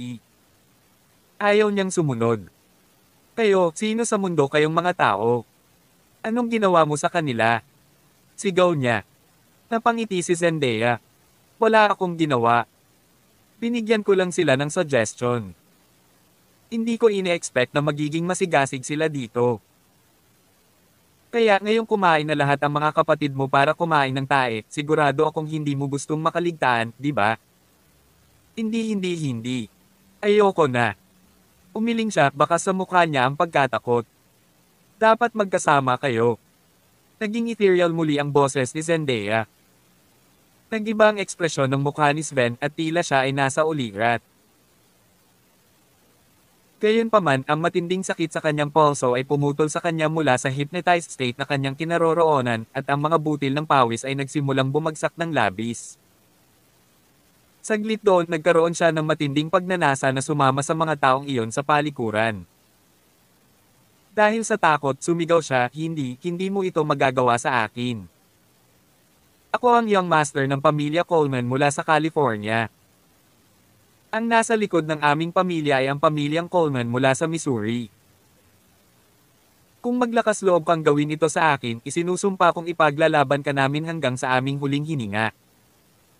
So ito ang pamilyang Coleman mula sa Missouri. Naiinis na tumingin si Zendaya nang marinig niya iyon. Ito ay dahil ang kanyang lolo at ang lalaking kinagiliwan ay mula rin sa pamilyang Coleman mula sa Missouri. Kung gayon ang lahat ng higit pang dahilan upang kumain ka. Mabangis na sumabog si Zendaya. Pumasok sa isipan ni Sven ang sobrang lakas ng pag-iisip, naging excited ang mga ekspresyon nito, at nagmadali siyang pumasok sa banyo, hindi pinansin ang sakit sa kanyang. Also, inabot niya ang isa upang hilahin ang isa sa kanyang sarili ng random at nahulog sa lupa. Si Chloe na lang ang natitira, baka sa mukha niya ang takot. Sa sobrang takot niya inabasa niya ang kanyang pantalon. Hindi niya maiisip ang ganoong kaunos-lunos na resulta. Nakita niya si Zendaya na nakatingin sa kanya at dali-dali siyang lumuhod sa gulat. Alex. Maawa po kayo. Please wag mo akong papakainin si *T. Sa anumang kaso, naging girlfriend mo ako noon. Nang marinig ito ni Zendaya, lumingon siya kay Alex na bahagyang natigilan. Ngayon lang niya nalaman na ang babaeng ito ay dating kasintahan ni Alex. Ayaw mo ba akong kumain kanina lang? Mahina kong sabi ni Alex. Kahit ang iyong young master Coleman ay kumakain ng bagay na iyon ngayon. Sa tingin ko magagalit siya kung hindi ka sumama sa kanila. Naningkit ang mga mata ni Zendaya.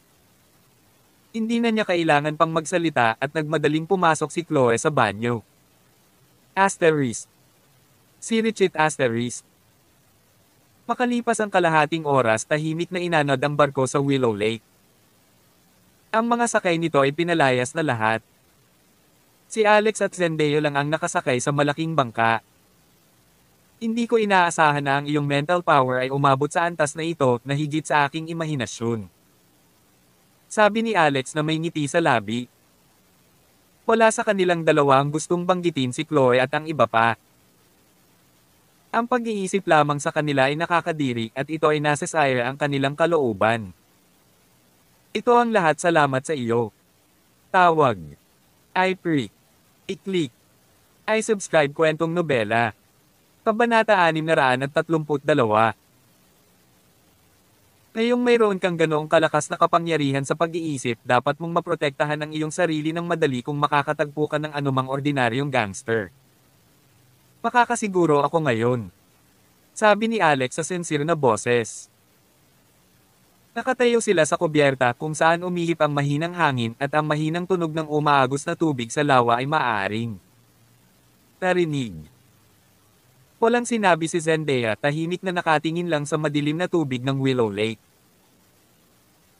Pagkaraan ng mahabang panahon, sa wakas ay sinabi niya sa mahinang boses, kahit na mayroon akong 1,000 kakayahan, ano ang silbi? Ako pa rin. Hindi maalis ang tanikala ng kapalaran at hindi ko pa rin kayang mahalin ang sinuman. Kahit na higit pa ako sa lahat ng nabubuhay na nilalang, kailangan ko pa rin tiisin ang kahungkagan at kalungkutan. Naiintindihan mo ba ang nararamdaman ko ngayon, Alex? Nakaramdam ng kaunting kahihiyan at awkward si Alex at hindi siya nakasagot. Alam na alam din ito ni Zendaya at hindi niya ito pinilit.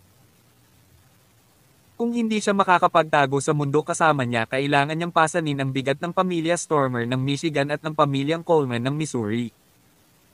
Ito ay isang bagay na napakabigat para sa kanya upang dalhin. Tumulo. Palm attack. Nakapatong ang braso ni Alex sa rehas ng barko at naramdaman niya ang mga basang patak na tumutulo pababa dito. Siya ay umiiyak. Naninikip ang kanyang dibdib, naninikip ang kanyang puso. Zendaya, huwag kang ganyan. Hindi ako worth it. I'm sorry, nahirapan na naman kita. Sa totoo lang, hindi ito buo dahil sa iyo. Siguro. Kanina lang ako. Isang taong sentimental simula pa noong bata ako. Halika, uminom tayo kung hindi tayo magkasintahan, pwede pa tayong maging magkaibigan, di ba? May maliit na coffee table sa deck na may kasamang wine. Dinala ito ni Zendaya mula sa restaurant sa ibaba ng deck. Nagsalin siya ng 2 baso, isa para kay Alex at isa para sa sarili niya. Halika. Sa nakaraan. Cheers. Isang toast para sa hinaharap. Cheers. At ito hanggang kamatayan. Umiling si Alex. Iyan ay hindi maaaring maging mabuti. Ito hanggang bukas. Naluluha pa rin si Zendaya kay Alex na pipi. Kinagat niya ang kanyang mga labi sa ngumiti at sinabing, sige. Itong toast hanggang bukas. Isang malakristal na luha ang bumagsak sa baso ng alak. Itinaas niya ang kanyang baso at ininom iyon sa isang shot. Pakiramdam ni Alex ay medyo hindi matatag ang kanyang kalooban ngayon. Sabi nito, ibinaba na rin niya ang baso ng alak niya. Zendaya, masaya ako, magsasalita pa sana siya, naramdaman niyang may mali. Kakaibang init ang gumagalaw sa kanyang katawan at mabilis itong kumakalat. Siya ang tagapagmana ng Ultimate Book of Medicine pagkatapos ng lahat at pamilyar sa mga ganitong uri ng gamot. Kaya naman, naramdaman niya kaagad ang epekto nito. Nagbago ang mukha niya. Zendaya, itong alak. Hindi tama iyon. Ikaw. Ano ang nilagay mo dyan? Ang mga mata ni Zendaya ay kakaiba habang nakatingin kay Alex. Mahina niyang sinabi, alam mo ba, Lex? Para sa iyo at sa akin, maliban sa ngayon, walang bukas. Anong ibig mong sabihin? Tanong ni Alex, agad na ginamit ang kanyang chi para iwaksi ang epekto ng gamot. Ngunit sa susunod na sandali, ang lakas ng pag-iisip ni Zendaya ay pumasok sa kanyang isipan. Agad itong nagdulot sa kanya ng pagkalito, dahilan upang ang lahat ng kanyang chi ay agad na nagkalat. Malabo niyang nakitang hinubad ni Zendaya ang shirt na suot nito na nagpapakita ng isang figure ng pinaka-perpektong sukat.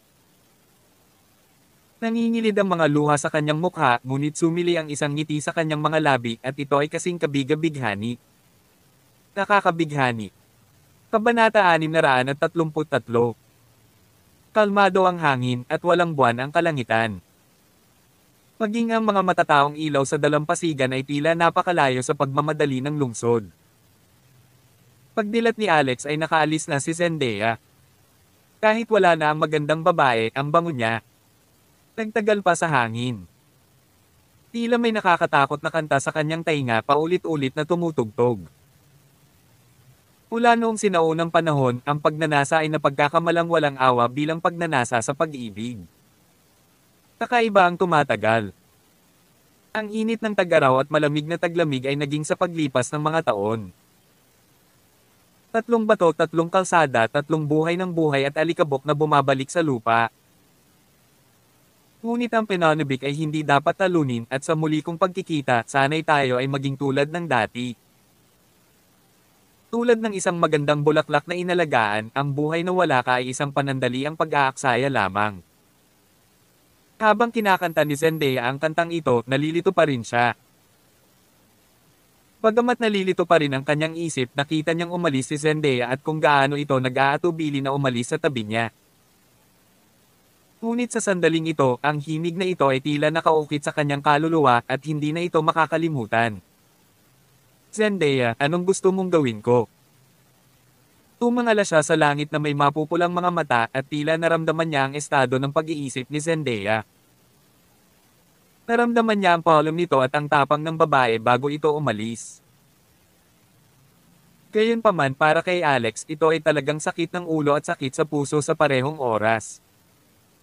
Nakakuha lang niya ng A.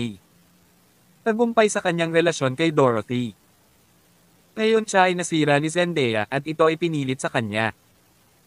Sa wakas, hindi na sumakit ang ulo niya.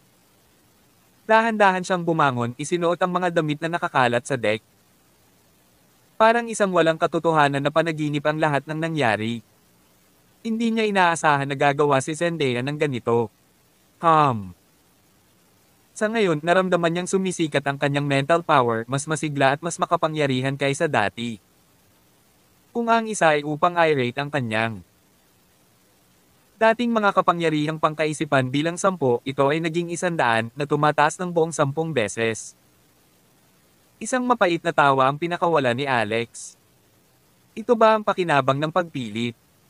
Du. Tumayo si Alex at hinawakan ang kanyang ibabang likod at may guwang na pakiramdam doon. Pagtingin niya sa oras, napagtanto niyang 1:00 na ng umaga.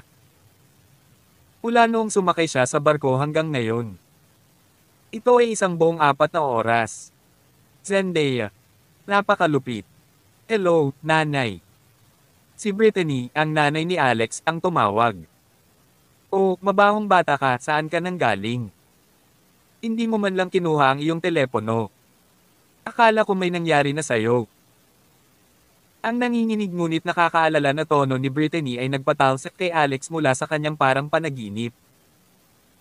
Ma, may nangyari ba kaya nagmamadali kang hanapin ako? Tanong ni Alex. Tatawagan lang ba kita kapag may kailangan ako? Nag-aalala lang ako. Ulalas ni Brittany. Hindi mo man lang kinuha ang phone mo. Sa tingin mo paano ako makakatulog kapag nangyari iyon? Umalaklak si Alex. Ngayon ko lang nakalimutan ang phone ko. Basta okay ka lang, okay na lahat. Halos mahulog ang puso ko. Nagpatuloy si Brittany. Anak, nilabas na ang advertisement natin. Nakita mo ba? Ito ay online ngayon sa bawat network sa mga billboard din. Maaari kang pumunta sa salon ni Hailey para makita kung paano ang mga epekto. At saka, sabihin mo sa akin ng totoo ano ang nangyayari sa pagitan mo at ni Zendaya. Oh, aking anak, nasubsob mo na ba ang iyong mga kuko sa kanya? Bakit ang biglaang announcement niya na she would be leaving the entertainment circle for good? Ano? Nagulat at natulala si Alex. Hindi niya narinig ang tungkol dito. Tapos bigla niyang naalala ang sinabi ni Zendaya na ngayon lang daw meron silang dalawa at hindi bukas. Kasabay ng ikinwento ni Kazem, tila si Zendaya ay nasa mga mabibigat na problema. Sa sandaling naisip niya ito, wala na si Alex sa mood na ipagpatuloy ang pakikipag-chat kay Brittany. Pagkatapos niyang ibaba ang tawag, idinial niya ang numero ni Zendaya, ngunit hindi maabot ang tawag. Na-block ba siya? Napatulala siya. Tawag. I-prick. I-click. I-subscribe kwentong nobela. Kabanata 634. Nang maglaon, naisip niya, iyan ay mahusay na timing. Sa 3 araw, sasali ako sa kompetisyon ng Southern California Business Association. Maaari kong lapitan ang pamilya Stormer ng Michigan at tanungin sila ng personal. Hindi ko kayang hayaan ang aking sarili na mawala ang aking pagkabirhen ng walang kabuluhan, di ba? Sa madaling salita, dahil kinuha niya ito sa unang pagkakataon, dapat siyang gumawa ng paraan upang mabayaran ito. Sabay-sabay na nag-gastric lavage sa ospital sina Sven, Chloe, at ang iba pa sa amin. Natural, ang mga taong ito ay namulat sa sandaling sila ay napuno ng dumi at nagsimulang samoka kaagad. Ang bagay na iyon ay nasa kanilang katawan, damit, mukha, at higit sa lahat sa kanilang mga buwan. Ang lubha ng kawalang katauhan na mayroon sila noon. Nailagay sa pamamagitan ng ginawa nilang galit sa kanilang sarili kaya gusto nilang basagin ang kanilang mga ulo sa pader at mamatay na lang. Asshole. Babasagin ko ang mabahong ulo niya. Gusto ko silang patayin.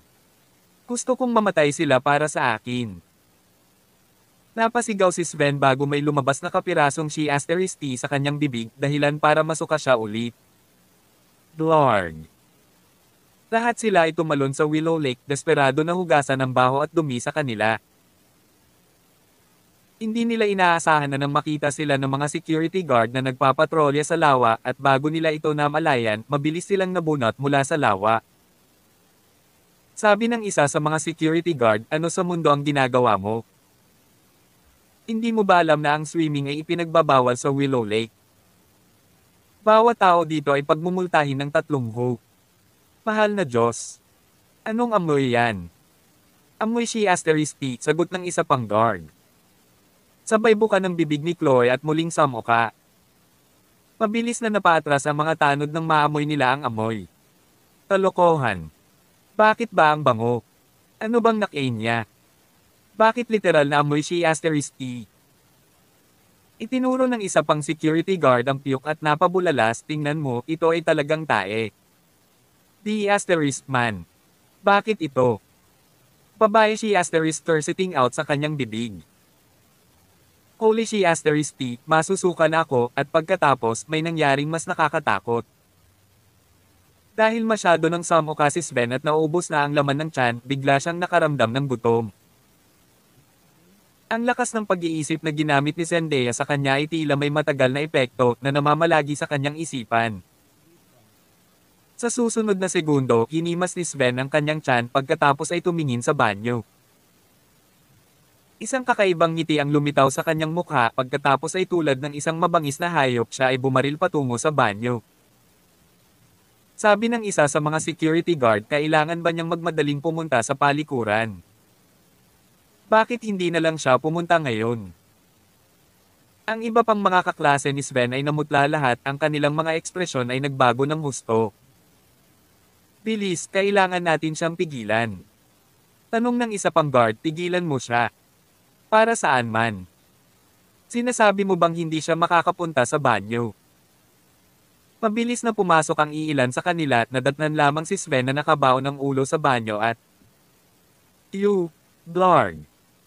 Maging ang mga gwardya mismo ay samuka sa nakita. Masyadong nakakapanghinayang masaksihan ng walang sakit. Ang kanyang mga kaklase ay humakbang para hilahin siya palayo sa inidoro, ngunit ang problema ay hindi nila siya magagalaw sa lahat.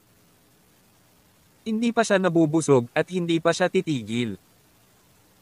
Sa huli, maaari lamang silang tumawag sa 911 at magtungo sa ospital para sa gastric lavage. Kasabay nito, ang pamilya Coleman sa California ay nataranta ng higit sa kanilang mga nerbiyos. Si Sven ang pinakamatandang young master sa pamilya Coleman at sa 25 taong gulang pa lamang naabot na ng kanyang martial arts ang peak royal. Siya ay isang seeded player sa pamilya at isang batang henyo. Ang Coleman. Pamilya at ang pamilyang Coleman ng Missouri ay magkakamag-anak. Ang pamilya Coleman ng Missouri ay malakas, ang kanilang lakas ay maraming beses na mas malaki kaysa sa mga Coleman ng California. Taon-taon, ang pamilya Coleman ng Missouri ay pipili ng ilang mga batang talento na nauugnay sa kanila upang makapasok sa kanilang martial arts palace. Ilang araw lang ang nakalipas, ang mga Coleman mula sa parehong estado ay nakipag-ugnayan at isang desisyon ang ginawa. Ipapadala si Sven sa Missouri Colemans upang linangin ang mas advanced na martial arts at inaasahang mapopromote sa Mistakrang. At ngayon, nangyari ang kakilay-kilabot na bagay na ito. Pagdating sa ospital, ang ama ni Sven, si Hyder Coleman, ay lubos na nagalit nang makita niya ang pinag-uusig na kalagayan ng kanyang anak. Higit pa rito, dahil hindi napigilan ni Sven ang sarili, kumawala sa pagkakahawak ng lahat at muling sumugod sa banyo. At nasaksihan niya ang kanyang anak sa kanyang pagkabaliw. Kung sino man ang gumawa nito, gusto kong kainin nila ang dumi ng buong estado. Sigaw niya sa taas niyang boses. Sa pagsisiyasat, nalaman niya kung paano nagsimula ang buong bagay. Matapos matuklasan na ang dalawang salarin ay maaaring nasa isang bangka pa rin sa Willow Lake, agad na ipinatawag ni Hyder ang lahat ng mga mandirigma, bodyguard, at mga mananamba ng pamilya Coleman.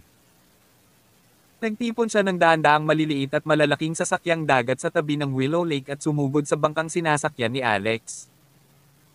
Samantala, si Alex naman ay balak palang umalis. Nang matano niya ang malalakas na fleet na paparating sa kanya, isang malamig na pagngisi ang sumilay sa kanyang mukha. Kabanata 635.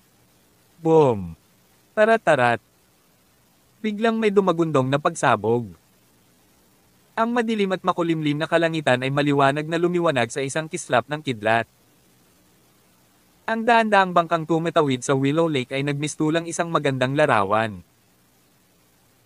May ilang night owl na naglalakad sa tabi ng lawa at lahat sila ay natulala ng masulyapan nila ang tanawin sa lawa. Si George Curtis ay isang independenteng publisher ng media at mayroon siyang ilang sikat na na-verify na online platform. Karaniwan siyang may dalang kamera para kumuha ng iba't ibang larawan na pagkatapos ay i-upload sa kanyang mga platform. Maaaring kumita ng ilang pera sa pamamagitan ng pag-akit ng trapiko sa online. Kaninang gabi, nagkataong nasa isang random karaoke joint siya sa tabi ng Willow Lake kasama ang isang kaibigan. Hating gabi na nang matapos sila. Napagpasyahan niyang mamasyal sa tabi ng lawa at nang biglang kumidlat ang kidlat, nakita niya ang paggalaw sa lawa. Ang kanyang matalas na isip ay agad na nag-isip sa kanya ng isang paksa na bubuo ng mas maraming trapiko sa kanyang mga online na platform. Agad na inilabas ang kamera na nasa kamay niya na nagpapatunay na madaling gamitin. Napakaraming bangka ang ipinadala at sa hating gabi noon. Ano sa mundo ang maaaring maging dahilan nito? Dapat may malaking scoop. Pupuntahan ko ito. Nakita niya ang isang maliit at kahoy na bangka na nakadaong hindi kalayuan sa kinaroroonan niya at hindi niya alam kung kanino iyon. Kasabay nito ang pagbuhos ng ulan. Gayunpaman, nagngangalit siya ng kanyang mga ngipin at lumundag sa bangka, nahihirapan siyang sumagwan, sinusubukan niyang abutin ang iba. Basag. Isang kidlat na naman ang kumidlat. Kitang-kita ito ni George sa pagkakataong ito. Talagang may isang matangkad na barko sa harapan niya at ang daan-daang bangka na may iba't ibang laki ay patungo doon. Bawat taong nakatayo sa maliliit na bangkang iyon ay mukhang makapangyarihan at dominanti. Mayroon bang maharlika sa barko o ano? Natuwa si George na sinasabi sa kanya ng kanyang loob na ito ay magiging isang malaking scoop. Inugot niya ang kanyang kamera, handang kumuha ng kanyang mga larawan sa isang sandali. Sa sandaling iyon, isang bumang na boses ang biglang pumutok palabas mula sa harapan. Sino pumunta doon? Halos kaagad, ang boses ng isa pang lalaki ay sumigaw pabalik, Hyder Coleman, mula sa California. Huling dumating ang boses mula sa mataas na barko, kung ayaw mong mamatay, mawala ka. Natigilan si George. Bilang isang independent media professional, paanong hindi niya malalaman kung sino si Hyder Coleman mula sa California? Ang pamilyang Coleman ay pumangalawa sa apat na malalaking pamilya sa California at si Hyder Coleman ay nabalitaan na ang pinakamalamang na kandidato para sa susunod na ulo ng pamilya. Mayroon ding mga alingaw na ang pamilya Coleman ay isang pamilya ng sinaunang martial arts at ang bawat miyembro ay kailangang magsanay nito. Pagkatapos, si Hyder Coleman ay sinasabing isang misteryoso o ilang ranggo na master na kayang sumuntok sa mga bakal na plato. Nag-alinlangan siya.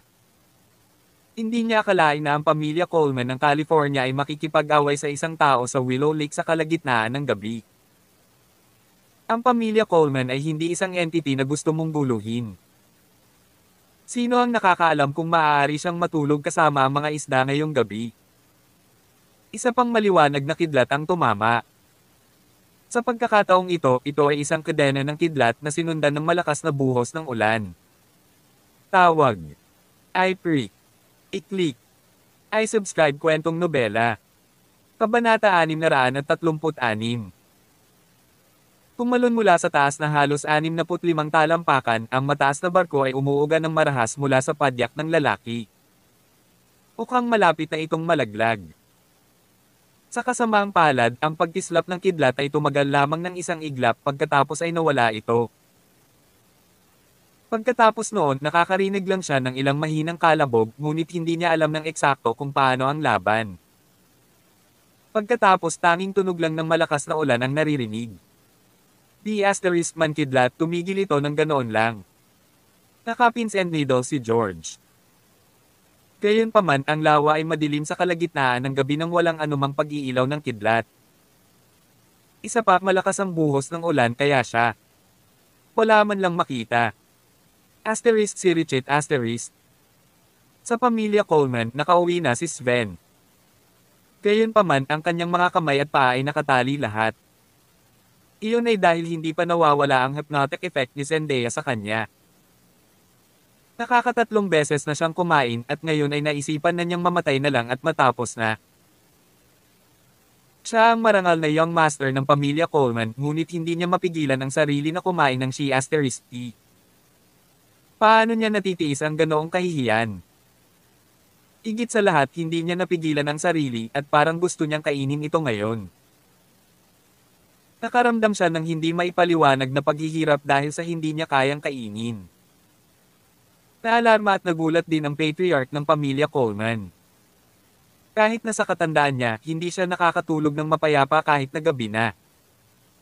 Dumating siya upang tingnan ang sitwasyon ng kanyang apo. Malakas at nakaawang pakiusap ni Sven sa matanda, "Lolo, lolo, pinakamamahal mo ako, tama. Iligtas mo ako, iligtas mo ako." Ang patriarch ng pamilya Coleman ay nagalit ngunit nababagabag. "Sven, paano mo gustong iligtas ka ni Lolo?" Umiikbi si Sven. "Lolo, hindi ko na kaya, bigyan mo ako ng kaunting pagkain." Si Patriarch Coleman ay nanginginig na may hitsura ng takot sa kanyang mukha. Maya-maya pa ay napahagulgol na siya sa galit. "Kung sino man siya, gusto ko siyang patayin. Tiisin mo, Sven. Tiisin mo lang, lilipas din yan. Lolo, pero gusto ko itong kainin. Bilasin mo, konting-konti lang pwede na. Pakiusap, nakikiusap ako sa iyo." Saglit na pinatigas ni Patriarch Coleman ang kanyang puso at nagmamadaling lumabas ng silid dahil hindi niya maiwasang pagbigyan ng pakiusap ni Sven nang makita niya kung gaano kasakit ang nararamdaman ng bata. Gayunpaman, paano niya magagawa iyon? Paglabas niya ng kwarto ay may nakita siyang babae. Ito ang babaeng nag-claim na siya ang kasintahan ng kanyang apo, si Chloe Marionette. "Ikaw, sabihin mo sa akin lahat ng nangyari. Sabihin sa akin ng detalyado, huwag mag-iwan ng anuman. Kung maglakas loob kang magtago o mag-alis ng kahit isang maliit na detalye, sisiguraduhin kong mahubaran ka hanggang sa mga buto." Umungol si Patriarch Coleman. Galit na galit. Natakot si Chloe, ngunit mas nakaramdam siya ng paghihiganti kaysa sa takot. Kung tutuusin, ang sinumang napilitang kumain ng napakaraming kasuklam-suklam na she-asterisk tea ay halatang mapupuno ng matinding sama ng loob. Hindi niya nakilala si Zendaya kaya lang nailabas niya ang galit kay Alex. Kaya agad niyang pinalaki ang mga detalye habang inilalagay ang lahat ng sisi sa kanya. Smack! Sinampal ng matanda si Chloe sa mukha at galit na sinabi, "Nakabali ng isang walang kwentang basura ang kamay ng apo ko. Itinuturing mo ba akong isang matanda na tanga? O, naging tanga ka ba pagkatapos mong kainin lahat ng kalokohan na yan?" Tinakpan ni Chloe ang mukha niya gamit ang kamay niya, baka sa mukha niya ang takot. Pero, dati siyang walang kwenta. Basura last time. Hindi ko alam kung paano siya naging napakalakas. Kilala ko ang asawa niya. Alam ko kung nasaan ang asawa niya. Ang pinaka-inaalala niya ay ang kanyang asawa. Hanggat nahuli siya, magiging malinaw ang lahat. Galit na galit pa rin si Patriarch Coleman kaya agad niyang sinabi, "Sige, ikaw ang Ma'am Ono, pupunta tayo at mahuli." Ang buong pamilya ng B** star na iyon. Agad namang nagningning ang mga mata ni Chloe. Naiisip pa niya kapag nahuli si Dorothy at ginamit ko siya para takutin si Alex, hindi ba't maaari ko siyang gawin ang lahat ng gusto ko? Pagdating ng panahon, hindi ko lang ipapainom si Alex sa aking ihi at kainin ang aking she-asterisk tea, kaya ko papati si Dorothy ay pinaglalaroan ng ibang mga lalaki sa harapan niya. Noong nasa unibersidad sila, inihagis siya ni Alex para makasama sila ni Dorothy. Si Chloe ay palaging iniisip ang katotohanan ito at naramdaman na inagaw ni Dorothy ang kanyang kasintahan mula sa kanya. Gusto niyang maghiganti. Nang mamuno na sana siya, isang malamig at malamig na boses ang umalangaw-ngaw. "Chloe Marionette, iniligtas ko ang buhay mo. Pero pinipilit mong hukayin ang sarili mong libingan tapos wala kang ibang dapat sisihin kundi ang sarili mo. Sinong nandyan?" Sigaw ni Patriarch Coleman, hindi matukoy kung saan nanggagaling ang boses. Ito ay si Alex Rockefeller. Si Alex Rockefeller, nakikilala ko ang boses na iyon.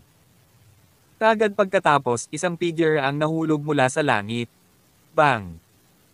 Malakas itong bumagsak sa lupa parang bangkay ng hayop. Tumingin si Patriarch Coleman ng mas malapit pagkatapos ay sumigaw sa sorpresa. Anak niya iyon, si Hyder. Kabanata 637. Ah, Hyder. Matapos makita na ito ay ang kanyang sariling anak, nagulat si Patriarch Coleman ay nagmamadaling sumugod sa katawan. Paglalagay. Isang daliri sa ilalim ng ilong ng lalaki, nakahinga siya ng maluwag nang makitang may hininga na nagpapahiwatig na siya ay buhay pa. Gayunpaman nang suriin niya ang pulso ng kanyang anak, agad siyang napabulalas muli, sinasak mo talaga ang ubod ng enerhiya ng anak ko. Damn you. Kung mayroon kang lakas ng loob, lumabas ka ngayon. Lumabas ka na. Matanda, nahihirapan ka ba sa iyong paningin dahil sa katandaan? Isang mapanlokong boses na halata naman. Pag-aari ng isang babae, umalangaw mula sa itaas ng kanyang ulo. Tumangala si Patriarch Coleman, nakita lamang niya ang 3 tao na nakatayo sa kanyang balkonahe. Ito ay isang grupo ng isang lalaki at 2 babae. Yung babaeng nagsalita kanina, nakasandal ang kalahati ng katawan niya sa rehas ng balcony. Nakasuot siya ng makulay na damit at mukhang napakaganda. Kumakain din siya ng mani. Pagkatapos ay iniluwan niya ang mga shell at sila. Halos matamaan ang kalbo niyang ulo. Siyempre ang babaeng nakakulay na damit ay si Waltz, ang 2 pa ay sina Alex at Michelle. Naitaboy ni Alex ang maraming ekspertong manlalaban ng pamilya Coleman sa Willow Lake kanina. Sinira pa niya ang kay Hyder Energy Core at dinala siya pabalik dito. Alam niyang dahil napilitan si Chloe na kumain ng She*T, hindi niya hahayaan ang bagay na ito ng ganoon kadali at tiyak na gagawa siya ng paraan upang masundan siya ng mga tao bilang ganti. Hindi siya natatakot na ma-target, ngunit natatakot siyang susundan niya si Dorothy. Kaya tinawagan niya sina Waltz at Michelle at dumiretso sa pamilya Coleman. Oo nga, si Chloe ay makasalanan at mabisyo at talagang gusto niyang pangunahan ang pamilya Coleman na agawin ang mga iyon. Sa Asexbilia. Whoosh! Dirdiretsong bumaba si Alex, binigyan ng malamig na tingin si Chloe. Tumibok ang puso ni Chloe, agad siyang tumalikod, naghahanda na tumakas. Gayunpaman, isang figure ang nahulog sa kanyang harapan sa susunod na segundo. Ito ay ang mapang-akit na si Michelle. Halatang hindi for show ang titulo niyang Little Witch, inabot niya lang para hablutan si Chloe sa buhok niya at hinayla siya pabalik. Bitawan mo ako. Malakas na sigaw ni Chloe. Sumakit ang anit niya sa magaspang na paggamot. Umuso si Michelle pagkatapos ay nakasimangot na sinabi, ano ba ang napakasamang amoy na iyon? Kumain lang siya ng halos 4 na kilo ng She*T sa inidoro, syempre mabaho, di ba? Sagot ni Alex. Ano? Nagulat si Michelle sa impormasyon, mabilis na inihagi si Chloe sa gilid. Gayunpaman, nagdududa pa rin siya. Alex, hindi mo naman hinihila ang paa ko, di ba? Hangga't ang isa ay nasa tamang pag-iisip, sino ang kakain ng ganoong bagay? Nakakapanghinayang, wala nang mas kasuklam-suklam pa kaysa doon. Itinuro ni Alex ang isang silid sa tabi niya at sinabing, kung hindi ka naniniwala sa akin, pumasok ka sa loob at tingnan mo ang iyong sarili. Si Sven Coleman ay pinananatili sa silid na iyon. Hindi na kinailangan pa ni Michelle ng udyok at diretso siyang tumakbo patungo sa silid. Si Patriarch Coleman ay sumigaw sa galit.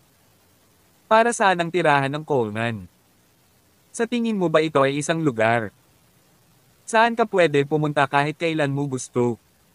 Itinuring mo ba akong patay na tao? Gayunpaman, walang pumapansin sa kanya. Tumakbo na si Michelle sa silid at hinabol siya ng matanda na parang baliw na cheetah sa takot na maaaring makasama sa estado ni Sven. Bueno, si Sven ang pinakanamumukod-tanging henyo ng pamilya Coleman sa nakalipas na mga dekada at malapit na siyang pumasok sa pamilya Coleman ng Missouri upang higit pang pag-aralan ang kanyang martial arts. Kayang-kaya ng matanda na mamatay si Hyder, ngunit hindi si Sven. Huminga ng mahina si Alex sa huli. Pinayagan ba kitang umalis? Inabot niya ang kanyang kamay sa manipis na hangin at isinara ang kanyang kamao. Agad na hinawakan si Patriarch Coleman at itinaas sa ere na parang may isang pares ng hindi nakikitang mga kamay sa hangin na mahigpit na nakahawak sa kanyang leeg. Sinimulan niyang sipain ang kanyang mga binti, nagpupumiglas ng ligaw na may takot na tingin. Sa kanyang mukha, Grandmaster. Upang mayangat ang isang matandang tulad niya na tumitimbang ng humigit kumulang 132 pounds sa hangin sa pamamagitan ng pagpapakawala ng kanyang panloob. Puwersa, talagang imposibleng maisigawa ang gayong gawa kung hindi siya isang Grandmaster. Samantala, si Chloe na nakatayo sa isang tabi ay lubos na naguguluhan habang nasasaksihan ang ganoong eksena.